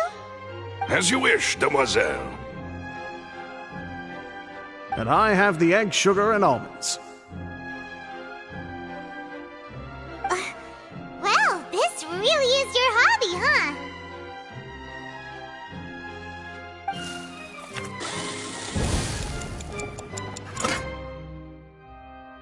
Well, that's it for snack time. I'm going to have another look around the area. I don't know what we're looking for yet, but we've still got some time. As attorneys, I suggest the 2 of you think the case over again. It would be awkward if you got all tongue-tied on stage during the trial. All right, thanks for your help, and for the snacks. It was nothing. A small task for the Spina di Rosula. Silver, Maloose, it's time to go. I'll be back if I find anything new.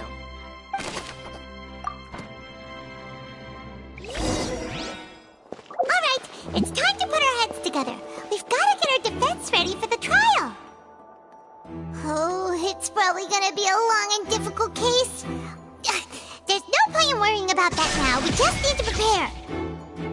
Here, take Paimon's notes. They should help you review the situation.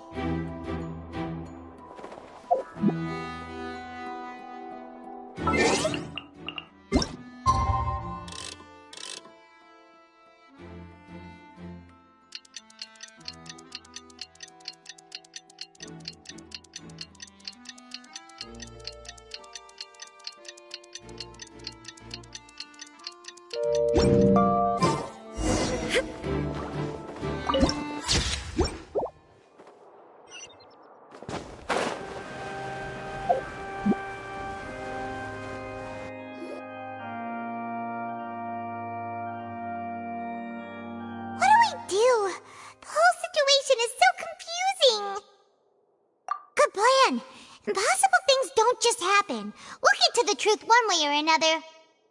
Just relax.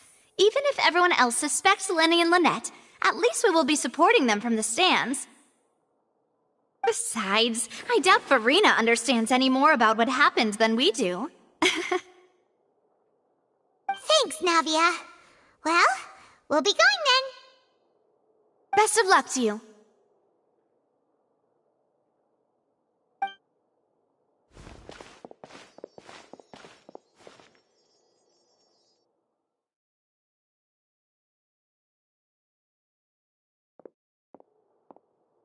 Ah, finally, you're back. Well, how did your investigation go? To be honest, you might be disappointed. No. We're already very grateful that you were willing to help. Well now, don't you all look disappointed. Don't tell me that your investigation came up empty-handed. That was to be expected, of course. The guilty can never produce proof of their innocence. But don't let that stop you.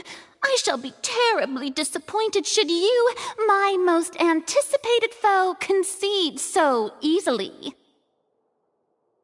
Since both parties are present, I declare that the trial regarding the magic show incident is now in session.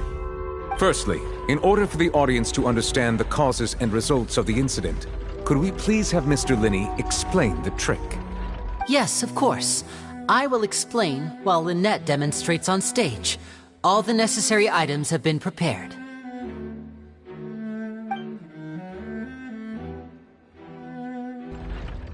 Thank you, Mr. Linney. In that case, I take your statement to be that you ran to and remained hidden within the magic box in the audience stands once the trick began, and thus could not have committed the crime. Is this correct? Yes, that's correct, Your Honor.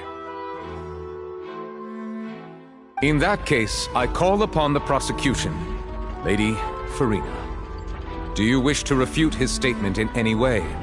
Why, of course I do. Allow me to take the first shot and break this case wide open.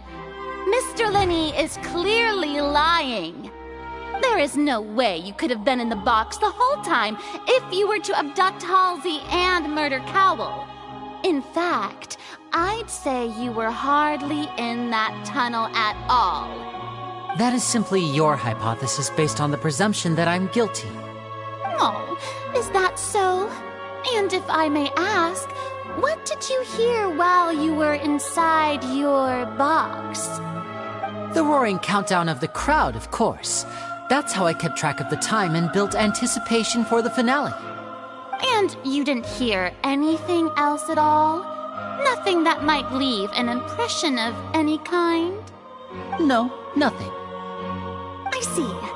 But when the count reached 30 seconds or so, there was a thud. One so loud that I believe practically everyone heard it. Huh? Hey, hang on. Something's not right here.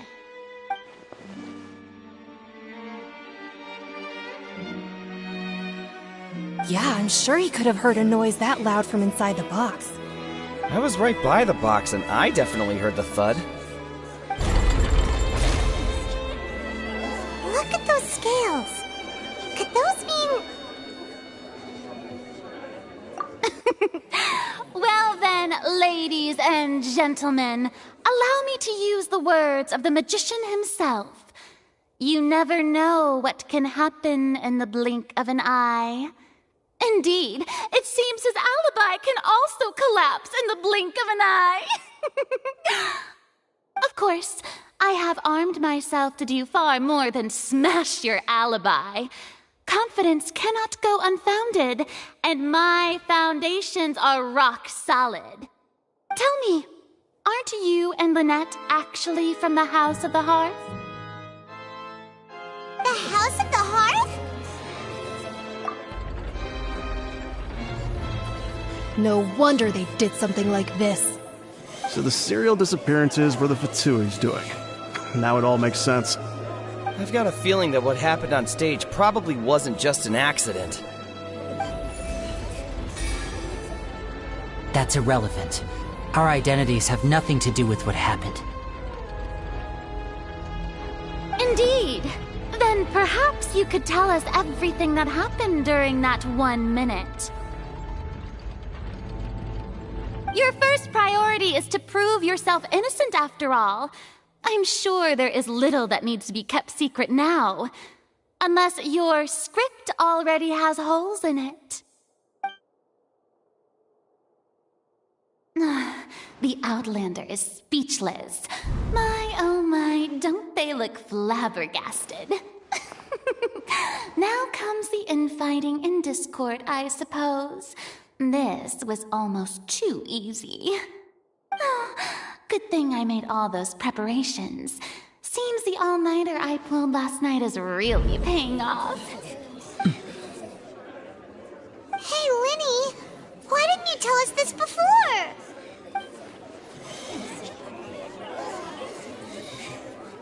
Order! Order! Mr. Linney, allow me to re-establish the facts. Lady Furina has raised 2 points.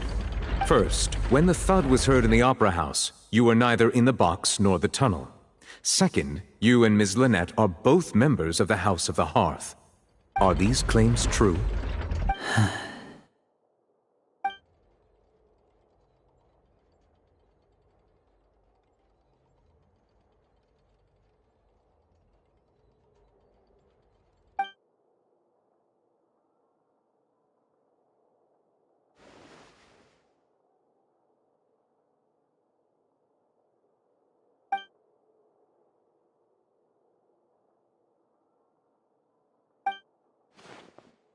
Please answer my question, Mr. Linney. I'm sorry. Yes, they're true, Your Honor.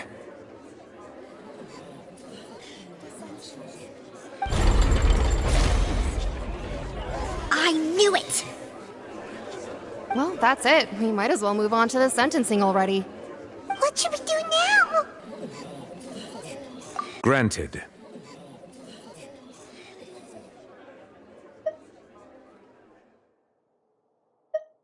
In that case, what is your request? Is that really necessary? They're already as good as guilty. The defendant deceived their own attorneys. What is there left to discuss? Order! Order, I say! Your request is reasonable, and we shall adjourn. This trial will reconvene in 1 hour. So you would stick to Mr. Linney's defense even after knowing what you do now? You certainly have more professionalism than I thought. In that case, my dear audience, let's allow the joy of victory to steep for a little while longer.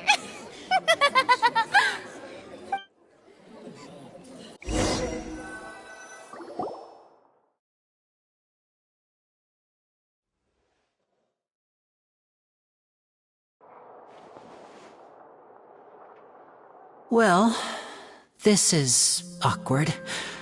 I didn't think the Hydroarchon would dig all that up. I'm sorry, Traveler and Paimon. Yeah, sorry. Paimon doesn't know where to start. We trusted you two. We based our entire reasoning on the assumption that you weren't bad guys. Not to set the wrong tone or anything, but Paimon's really mad! I'm very sorry. I know you're angry, and reasonably so, but please, let me explain. I know you've clashed with the Fatui several times before. I wouldn't be surprised if just hearing the word is enough to make you upset. But our organization is very, very large, and the Harbingers have very different personalities and goals. Right now, we want to save people. As many as we can. That's right. I'm sure we're on the same page when it comes to this nation and the disaster that its people might face. I knew if it weren't for our respective identities, we could become good friends. That's why I didn't wish to flat out lie to you, but chose to hide some details instead. The truth is very important, but being completely transparent about everything would see us spending more effort than we need to. Right. So, you be the judge. Heck, if I were you, I fear that I'd even struggle to trust me at this point. You met a Fatus who works as a magician, a trickster by trade. All by coincidence, too. But still, I'm asking you to trust me. I am no criminal. At least, not in this case. Sorry. Please forgive us. Well, you both say that, but... Right, let's hear your answer first, and no lies now! Of course. I'll answer any question you ask. We've been trying to find out how the Oratrice operates. We want to know why it has a consciousness. Why can it deliver sentences accurately? During our investigations, we learned that the machine's core is beneath it. From that moment on, Lynette and I have been designing this box swap trick, with the objective of getting close to the core. Is that why you needed a whole minute? That's right. In truth, the audience would take about 75 seconds to count down from 60, while I would only need 15 to get to the opposite box. So, after jumping into the tunnel, I accessed the Opera House basement via the vent, and went to investigate the room in which the core is stored. That air vent was created during the construction of the tunnel specifically to execute this step. Well, nothing. As soon as I reached that room and was about to investigate, I heard someone's voice. Which should have been impossible, of course. I was quite certain that I was the only one in the room. That voice seemed to recognize me and tried to speak to me. I chose to err on the side of caution and retreated the way I came. On the way back, I saw the broken vase and the clothes on the ground, but the countdown was almost finished, so there wasn't time to give it any thought. After that, the homicide occurred just as you saw.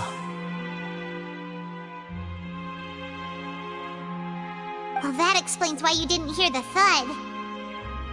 Because of that prophecy I told you about, of course. We must know all we can about this nation's secrets in order to deal with that prophesized crisis. That's the only way we can save everyone. So, there you have it. The whole truth. I swear, I didn't hide anything from you this time. It was never my wish to proceed under this cloud of mistrust either. But, like I said earlier, you can be the judge. If you want to leave because you don't trust the Fatui, there's nothing I can do to stop you. Well, Traveler, you decide. Paimon will follow your lead however you choose.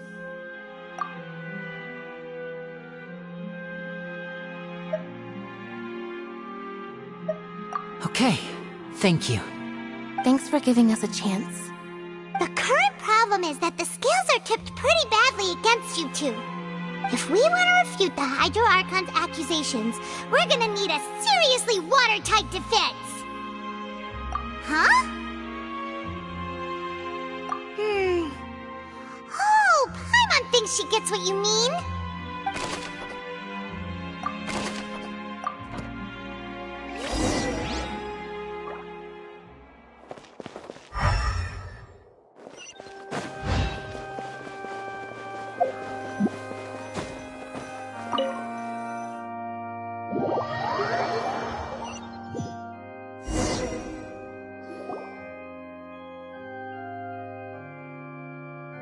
Both parties have returned to their positions. Let us continue the trial. When last we left off, Mr. Linney acknowledged the new evidence presented by Lady Furina as fact. Therefore, Lady Furina may continue stating her reconstruction of the events. That took long enough. Now then, if everyone would lend me their attention. At this stage, let's revisit that scene from Linney's perspective.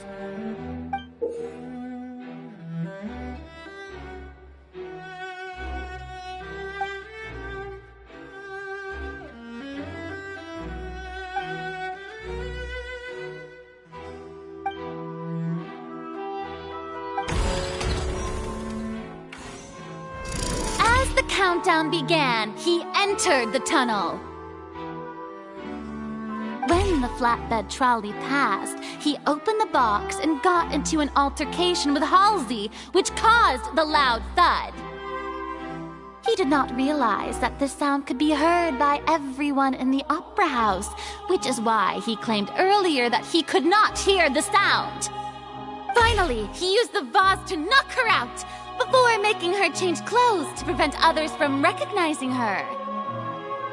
At this time, Cowell arrived in the tunnel, having heard that strange noise, and caught Linny red-handed. So Linny proceeded to knock him out too before stuffing him into that box. Afterward, Linny passed the unconscious Halsey to his accomplice through the magic box in the audience stands, before operating the devices such that Cowell's death would be ruled an accident. And there you have it. That's the truth behind what happened. Does the defendant's side have any objections to Lady Furina's description of the events? The key to refuting Lady Furina is the order of events, what Linny experienced and what he saw.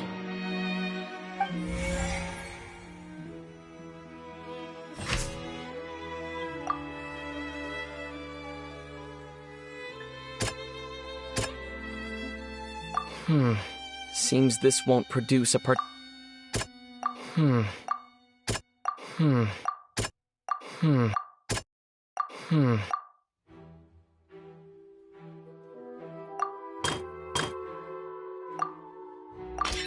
According to Linny, he left via the vent after entering the tunnel. He couldn't have had that altercation with Halsey.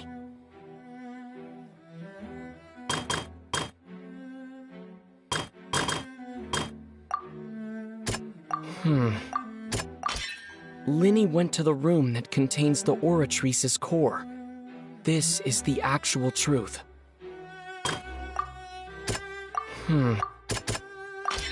Linny did not take part in the underground altercation. He only witnessed traces of the aftermath. Attention! Ace Detective Paimon has something to say!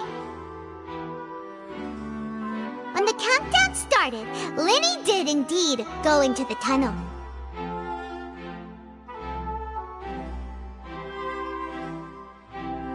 But he immediately used a vent to access the Opera House basement, which is where the underground core of the Oratrice is stored. Once he reached that area, he heard a voice in what should have been an empty room. Since he felt something was amiss, he returned immediately. The crime scene had already developed by the time he reached the tunnel again, and in order to complete the magic trick, he did not remain there for any length of time. Finally, he reached the surface, and that was when the accident happened from his point of view. Therefore, he's innocent!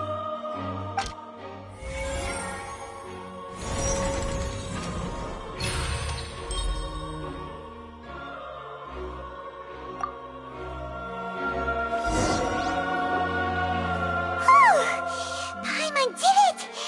Paimon actually managed to say all that! Oh, wasn't it awesome?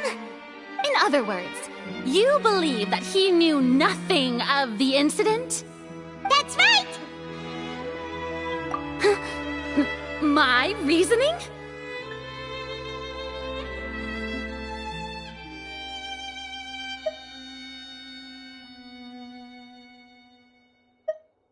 If that's the case, then if Cowell hadn't entered the tunnel, who was the entire setup meant to kill? Assuming that what you say is true, Linny only needed to kidnap the young girl to cause a new disappearance case. What would the point of killing someone on stage be? Oh, they have a point. That's right, you tell him! And that's why they're partners of mine. They've managed to turn things around. Oh, well, your denial is very strident, I'll give you that. But what proof do you have to back your claims? Of course I do. If he had been in the magic box the whole time, how could he have not heard that sound? Why do you ask? You're saying that he wasn't?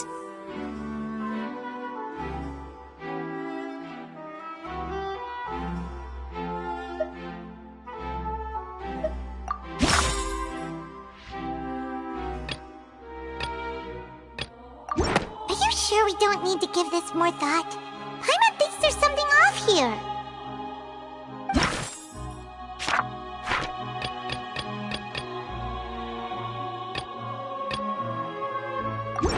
That's right!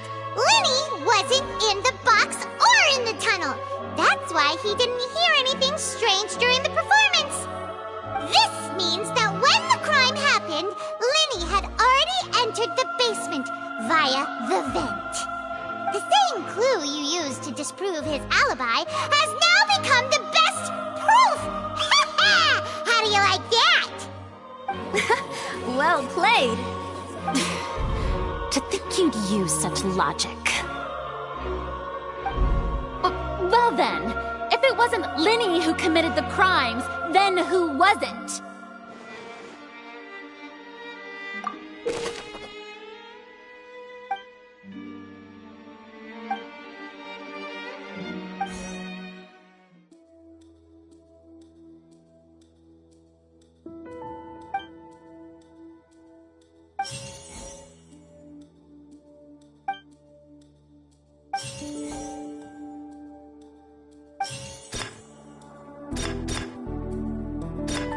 Halsey is the missing person and an ordinary audience member. Or did she have her own scheme all along? Could there have been a third person involved? Is that really a possibility? The deceased's name is Cowell, Linny's assistant. He would have been able to tamper with the equipment.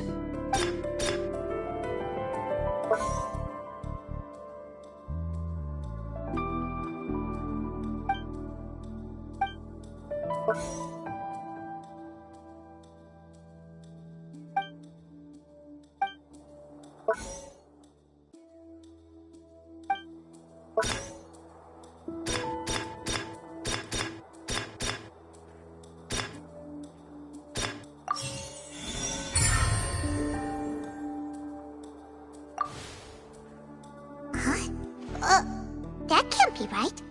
Are you serious? The killer was, in fact, Cowell, the deceased! Oh, is that so? How interesting! Let's hear your reasoning then. What I must do next is recreate the truth. What Cowell did, and how he went from would-be perpetrator to victim. No one entered or left the Opera House through its entrances, so where would the criminal have wanted to take Halsey? The deceased's name is Cowell, Linny's assistant. He would have been able to tamper with the equipment. Halsey's clothing was in the tunnel, so there must have been some fear that she would attract attention. The sound we heard may have come from a clash between the missing Halsey and the criminal. Linny was not in the tunnel at that moment, which gave our criminal ample time. It would have been tough for both people to fit into that vent. They would likely have bumped into Linny as well.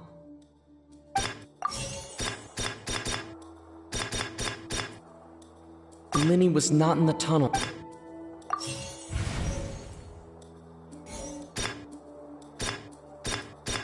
The deceased's name...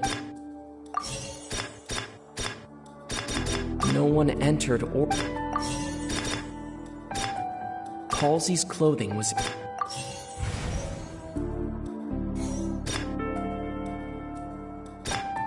It would have been tough for both people to... Linny was not in the tunnel. It would have been tough for both... No one entered or...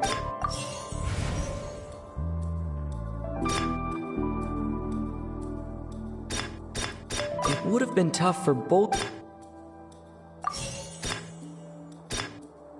The deceased's name is...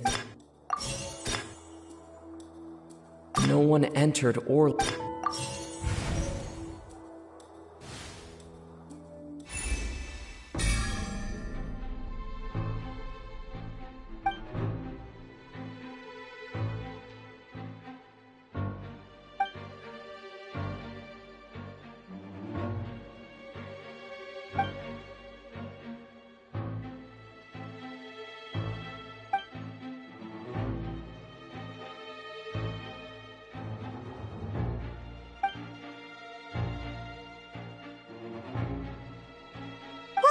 Traveler?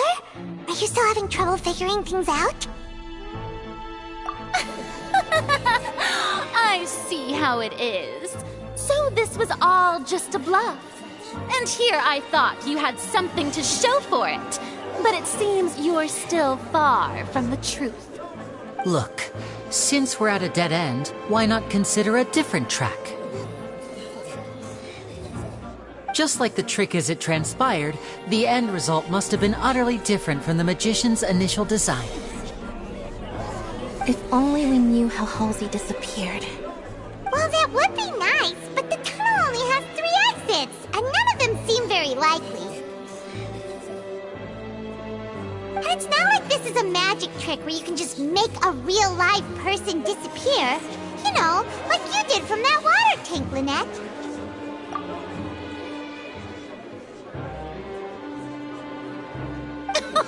Excuse my interruption, dear opponents, but do you not see that the crowd is growing impatient? There is no greater sin in this opera house than an awkward delay in the performance.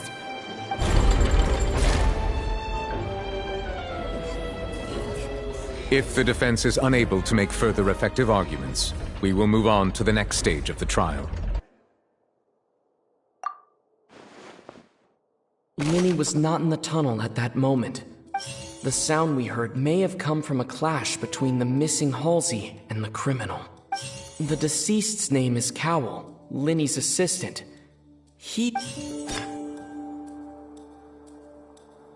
No one entered or left.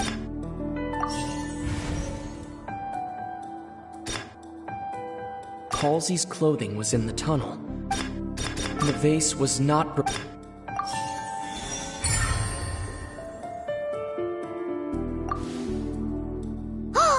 Paimon gets it!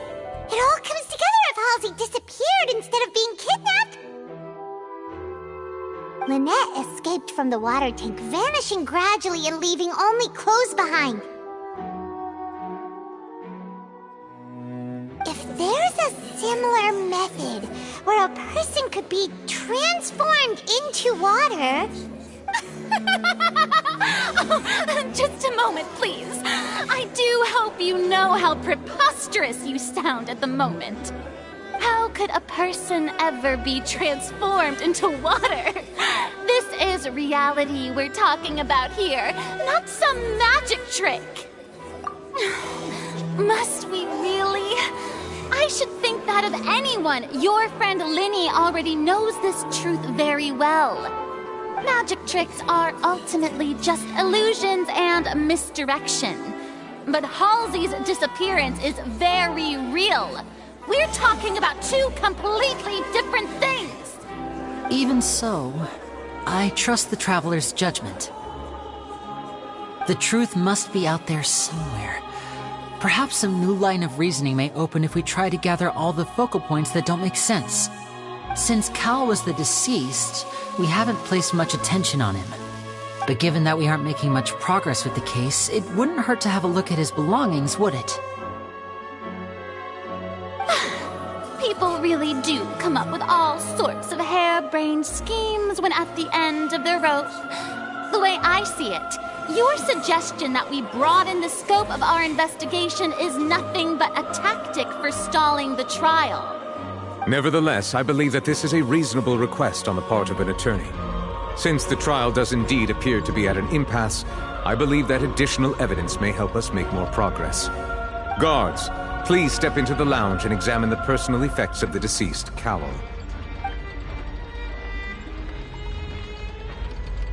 We are still examining the items, but we have already made critical progress that we feel must be shared with everyone post-haste. We discovered several test tubes of fluid within Cowell's baggage, each labeled separately. The notebook in his backpack claims that these fluids are water from the primordial sea. The primordial sea? The note's contents also indicate that Cowell belonged to an organization that sells illegal drugs and that he had an accomplice. The notebook has many entries concerning safe usage of these fluids, in which the keyword dissolve appears many times. One of these tubes was labeled Opera Epiclese, along with yesterday's date. It is empty.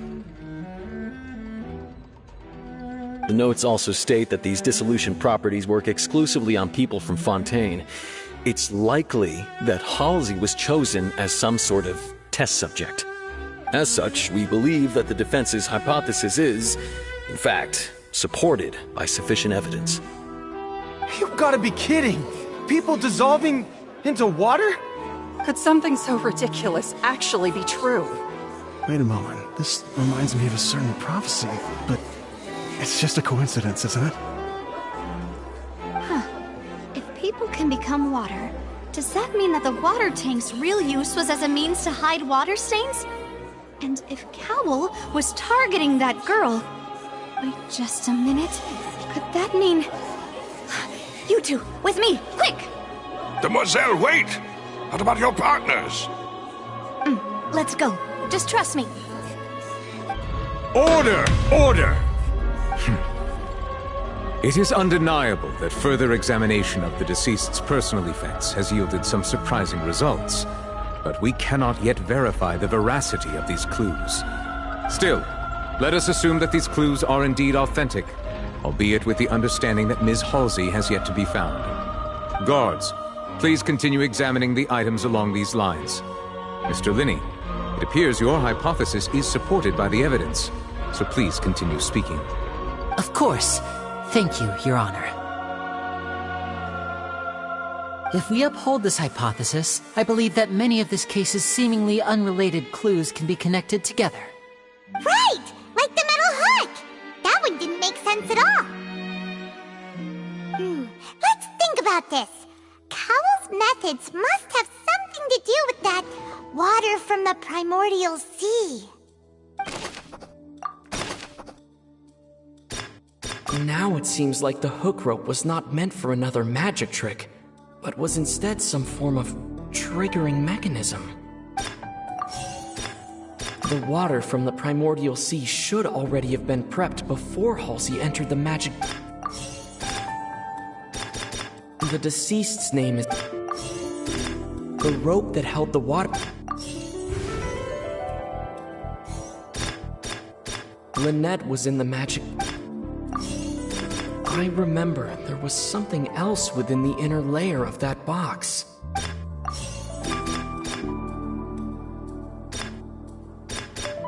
Now it seems like the hook rope... The water from the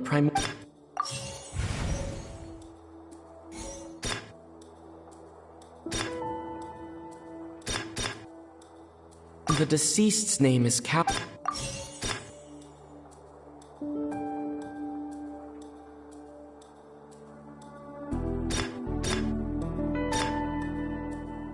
Now it seems like the hook rope was not... The water from the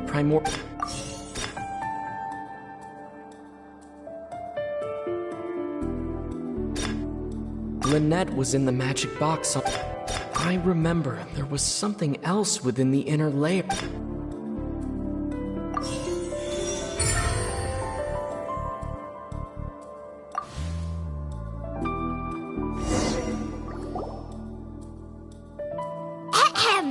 It's Ace Detective Paimon's time to shine again! In the original plan, Cowell would tamper with the water tank rope and the number selector securing his target. When the magic box containing Halsey was lowered, the metal hook would retract gradually and pierce the balloon at the top of the box. When the balloon attached to the box popped, the water from the primordial seed inside it would pour down and dissolve Halsey. Afterward, Cowell would enter the tunnel and break the flower vase to conceal the water inside the tunnel, with the remaining evidence being covered up by the water tank on stage. But he encountered something unexpected in the tunnel, and wound up being fatally hit by the same water tank he meant to use to cover his tracks. Huh. That does make sense. That actually links together a lot of the more confusing pieces of evidence.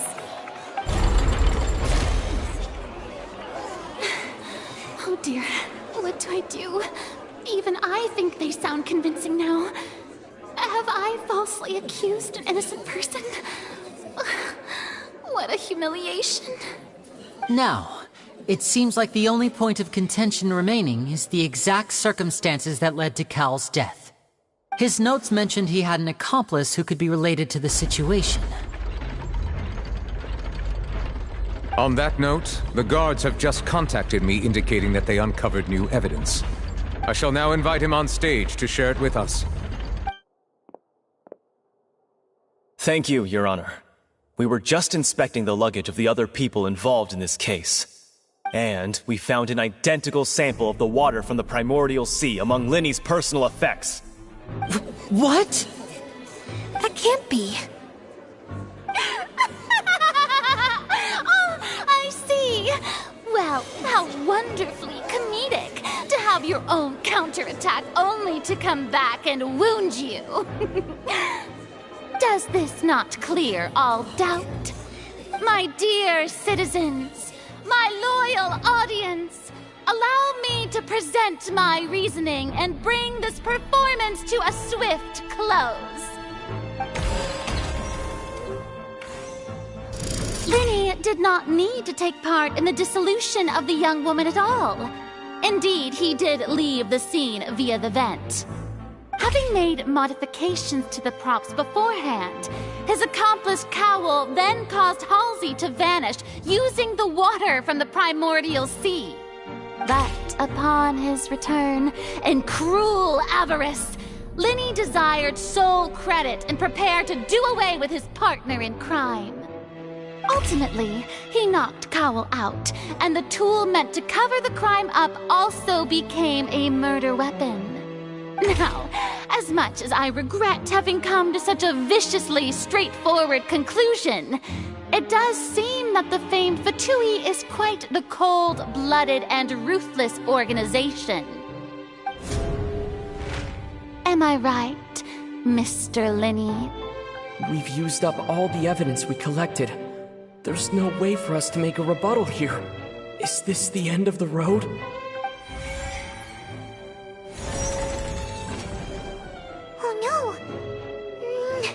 Paimon can't think of anything either. It doesn't look like there's any way around this. Seems using the water as new evidence was too good a move. Why did this have to happen now? I think we've all seen enough now, and we have ample witnesses to my flawless reasoning. I believe this is indeed the finale. Now then, my good, noble Chief Justice, should we not, in your view, move... Excuse me, everyone, but I must interject. Miss, I must ask you not to shout, and to respect the ongoing legal proceedings. Oh, come on. Don't be hasty. I have a good reason for interrupting, you know. Now, would anyone here like to take a little break from all this debate and see a little magic? I'll show you an amazing trick. One that can bring a young woman who has disappeared back in the flesh, right before your very eyes. Please, do the honors, Mr. Linny, if you would be so kind. What in the world is she saying? No offense, miss, but miracles like that are beyond my scope as a magician.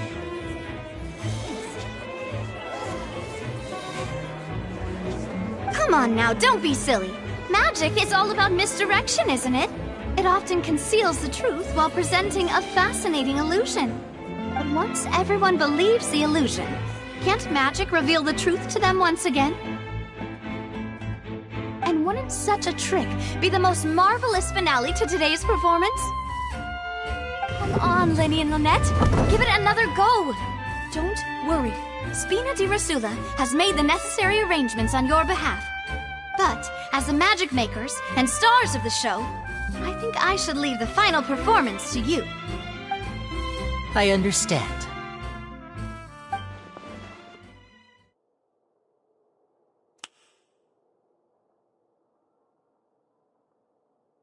And voila!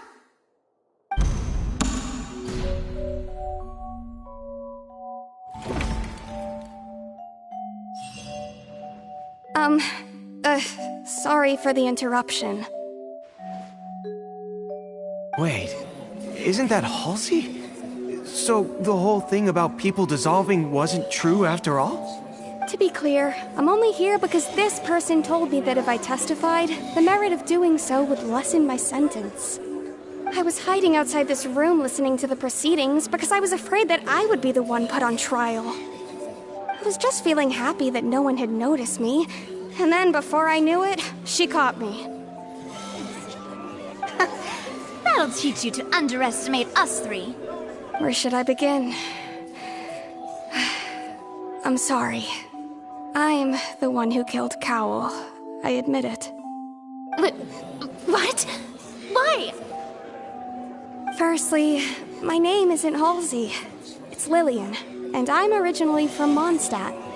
I heard that Linny's show was gonna be a real thriller, but I missed the chance to buy a ticket, so I stole one. That's how I make a living.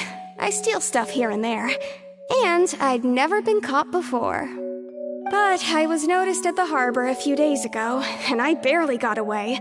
Linny was the one who caught me in the act. Hey, no wonder you look familiar. So you were the thief.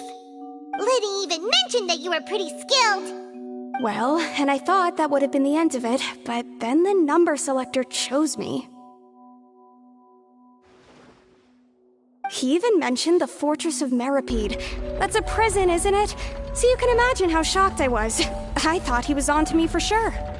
So I played along with the show while looking for an opening to flee, but then I got water poured on me for no reason, and then someone jumped into the tunnel to nab me. I wasn't going to take that lying down, so I knocked him out and stuffed him into the box. There was nowhere to run from there, though, so I had to change my clothes and hide in a box containing performance costumes. I slipped out after the first guard arrived at the scene and continued hiding inside the opera house. Can a person even hide in there? But I swear I didn't know that the water tank would fall down. Really, I swear it. Had I known that, I wouldn't have put him in the magic box. I may be a thief, but I'm no killer. Well, that makes everything pretty clear now, doesn't it? This time, we need to tell the entire story from Lily-Ann's perspective.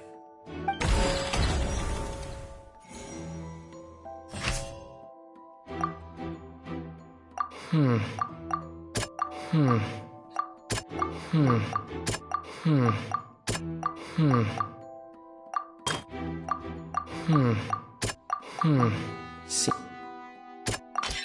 the strange sound wasn't from a fight. It was Lily-Ann's attempt to break out when she was frightened.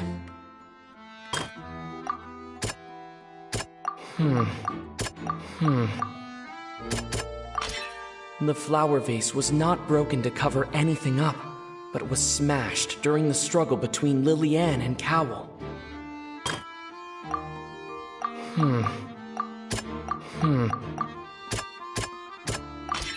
Lily-Ann was afraid that she would be recognized if she left, so she changed clothes and hid, biding her time. Just what one might expect of an experienced thief. And it's Ace Detective Paimon time! Having been selected out of the blue, Lily-Ann panicked. Her panic only intensified after she entered the tunnel and had water poured on her head. So she kicked the door open, producing the thud we all heard. Hearing the commotion, Cowell leapt into the tunnel, only to discover that Lily-Ann had not dissolved. He did not know that Lily-Ann was not from Fontaine, but was a thief who made her way in by stealing a ticket. Mistakenly believing that the water from the primordial sea needed time to take effect, he tried to force Lily-Ann back into the box. The two broke the flower vase during the struggle, but Lily-Ann came out on top, knocking Cowell out and putting him in the box. With no way of escaping, she changed her clothes and hid in the costume trunk until the performance ended.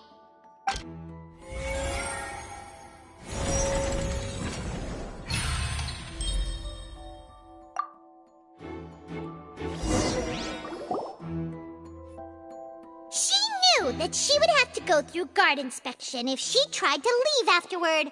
So, she has been trapped in the Opera House these last 2 days.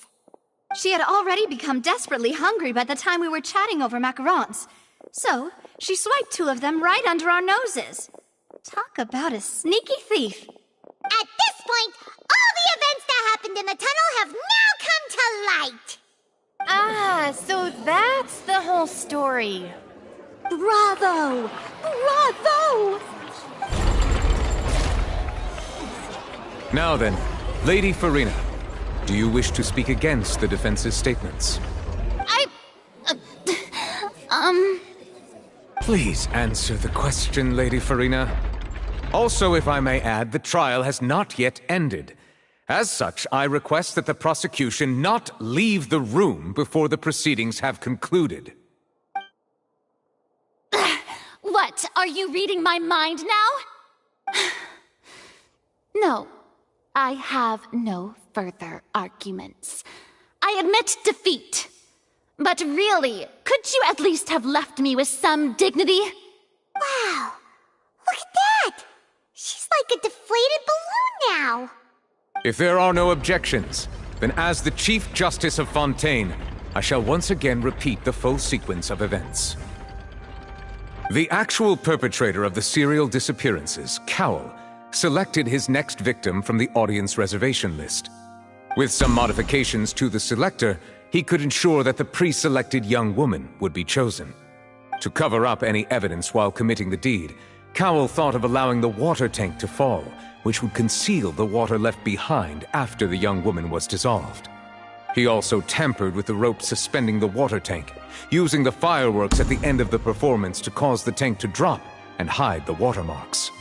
He poured the water from the primordial sea into a balloon during the preparation of the magic box and stuck it to the box's lid. Finally, he passed the prepared hook on a rope through the gap in the magic box's door when bringing the young woman to said box. When the magic trick officially began, the box containing the woman was lowered into the tunnel, tightening the hook rope and bursting the balloon containing the water. If all had gone to plan, the young woman would be dissolved at this time. However, Liliane was not from Fontaine and thus fled the box with a loud noise. Realizing that there was trouble, Cowell entered the tunnel and met Liliane. Thinking that the waters had not yet taken effect, he decided to proceed. However, his opponent was more capable than he thought, and he was overcome, knocked unconscious, and placed into the magic box, and thus became his own final victim. Liliane, according to her own statements, then changed clothes and hid until the performance ended, before hiding in other parts of the opera house. As for Linny, he was in the underground structures within the opera house, and was thus ignorant of these happenings. From this reconstruction of events, we can conclude that Linny, the accused, is in fact innocent. While there is much in Linny and Liliane's conduct that should still be investigated separately, this case, at least, can be handed over to the Oratrice to make the final decision.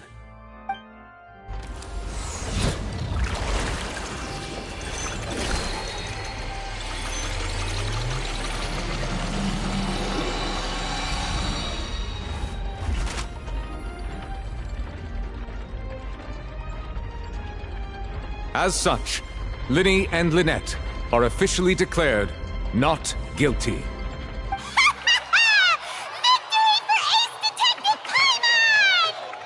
Great work, partners. Thank you all. Thank you so much. Next, I think we deserve an explanation, Guard Vaughn. How did you find the water from the primordial sea in Linny's baggage? Right! Your discovery caused me to make a serious mistake, you know. Or was that not a discovery, but false evidence that you dared to bring before this court? I suspect that the accomplice mentioned in Cowell's notes was not Linny, but you, yes?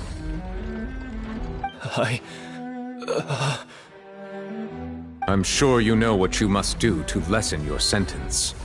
Speak quickly! Unless you want to earn yourself a one-way ticket to Coupon Town. I was just following orders. We were supposed to place blame for the serial disappearances onto Lynnie, and thus cause suspicion to fall on the Fatui. The higher-ups said this was the best opportunity to do so. And now that your plan has fallen through, and the secrets of the water have been revealed, you have become a liability to said higher-ups, yes? Therefore, you would be wise to tell everything you know, and seek the protection of the guards. Yes, I'll tell you everything I know. Our boss discovered that the water can cause people to dissolve. It can also be made into a potion, which when extremely diluted, can cause people to experience unforgettable exhilaration. We've been in this business for a while now, and have made decent more off it. The disappearances were also the boss's idea. I mean, this is the boss we're talking about.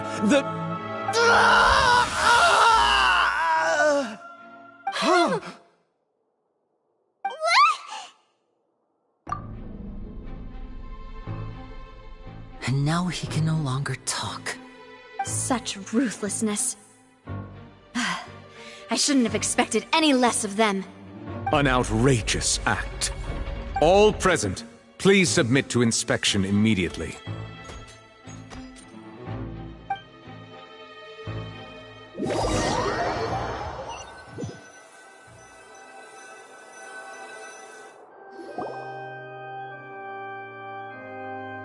So, we're just going back now?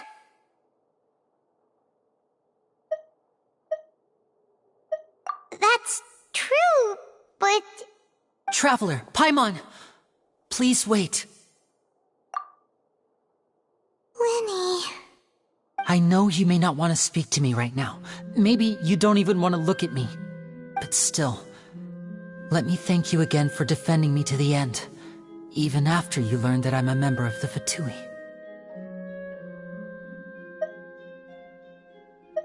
I guess. But regardless, I'd like the opportunity to set things straight. I didn't approach you with any ulterior motives or ill intent. I've spoken to you as myself, just plain Lynnie this entire time. As for why I'm a Fatus, it's because the goals of the House of the Hearth align with those of an orphan like me. That's all. That was how Father, who you might know as the Knave, approached recruiting us back then too. The Knave? The one who controls the House of the Hearth? She's your father? That's right. And since we're here, I was wondering, would you mind hearing a story? It's about my past. Back when our parents first died, Lynette and I were left wandering the streets. To survive, I took to surreptitiously observing an older street performer who did magic. It took me several days to figure out how he pulled off his amazing tricks. I took my sister through several streets until we found a crowded corner, and we began to perform magic tricks there. To my surprise, we proved to be pretty popular, and we could at least stop worrying about where our next meal would come from for a time. But I didn't want my sister to remain a street rat together with me forever. Before long, an aristocrat came to me and claimed that he wished to take us in after watching my performances. So you went from orphans to nobility just like that? That was how we felt at first too. As if fate was on our side and we could say goodbye to those painful days. But I gradually discovered that while we were called foster children, he was really after my talent for magic tricks. He would constantly take me to all sorts of banquets to garner attention, which he would then use to expand his social circles. That doesn't seem too bad either. Better than roaming the streets at any rate. It took a while for me to realize just how dark his heart really was. After one particular performance at a banquet, I discovered that Lynette was not on the same return vehicle as me. I waited a long time after we returned home, but she did not come back. I went to that noble's bedroom and asked him about her whereabouts. The answer he gave me was, she caught the eye of the most eminent person at the banquet, so I sent her over as a gift. I mean, you'll be able to perform your magic regardless of who your assistant is, yes? Oh no. So he was gonna... But wouldn't Fontaine's laws deal with such people? As far as outsiders are concerned, this is a relationship akin to adoption or foster care, and they have their ways of escaping the eye of the law. I managed to ferret out the location of the mansion of that so-called eminent person and hurried through the night. But by the time I leaped over the walls, avoided the guards, and made my way in, all I saw was the moonlit ground covered in blood, and the knave standing there in the darkness. So, she'd already taken care of that guy. That's right. She had rescued my sister before she could come to any harm, and had even discovered several girls hidden in a basement, all of them orphans. Father, the knave, might have seen something in me, and so she made me an offer. The House of the Hearth welcomes you, for your interests align with ours. Here, none will ever betray you. Indeed, betrayal shall never be permitted here. I was hesitant to trust her. I had just been betrayed by nobles. But she was also quick to destroy the noble who had taken us in at first, giving us back our freedom. Oh, so that's how the two of you joined the House of the Hearth. She has her own plans. She has gained permission from the Tsaritsa to first use the Gnosis' power once she obtains it. She plans to use it to find a way to break the prophecy and save Fontaine. So, she believes in that prophecy too? That's right. The whole House of the Hearth is currently working to combat that crisis. Today's case has also proven that people from Fontaine can indeed dissolve into some sort of water, thus further supporting the prophecy. All of us house members here, Lady Arlecchino herself included, are from Fontaine.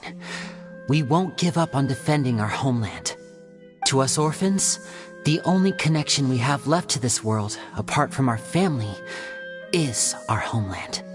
So, from small deeds like distributing magic pockets to huge schemes like stealing a Gnosis, everything is aimed at dealing with that prophecy. It's all right. I understand. The only thing I can do is relate all this to you. I just hope you can understand that even as a member of the House, I have never stopped making my own decisions, and that I believe what I'm doing is right. If you should need anything at all in the future, feel free to find me. I will do my best to help you, as plain Lynnie.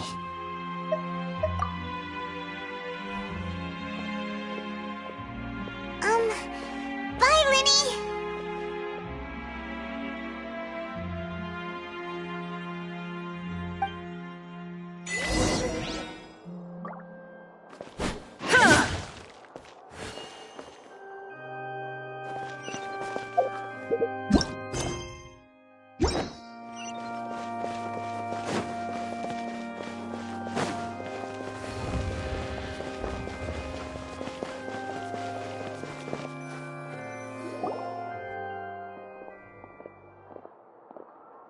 Hey there! What was with the disappearing act you pulled right as the trial ended? Were you looking for us, Navia? Well, this whole thing isn't exactly over, is it? I do feel that we're getting closer to solving the serial disappearances case, though. Don't you think so, too? Huh? What's wrong, my dear partner?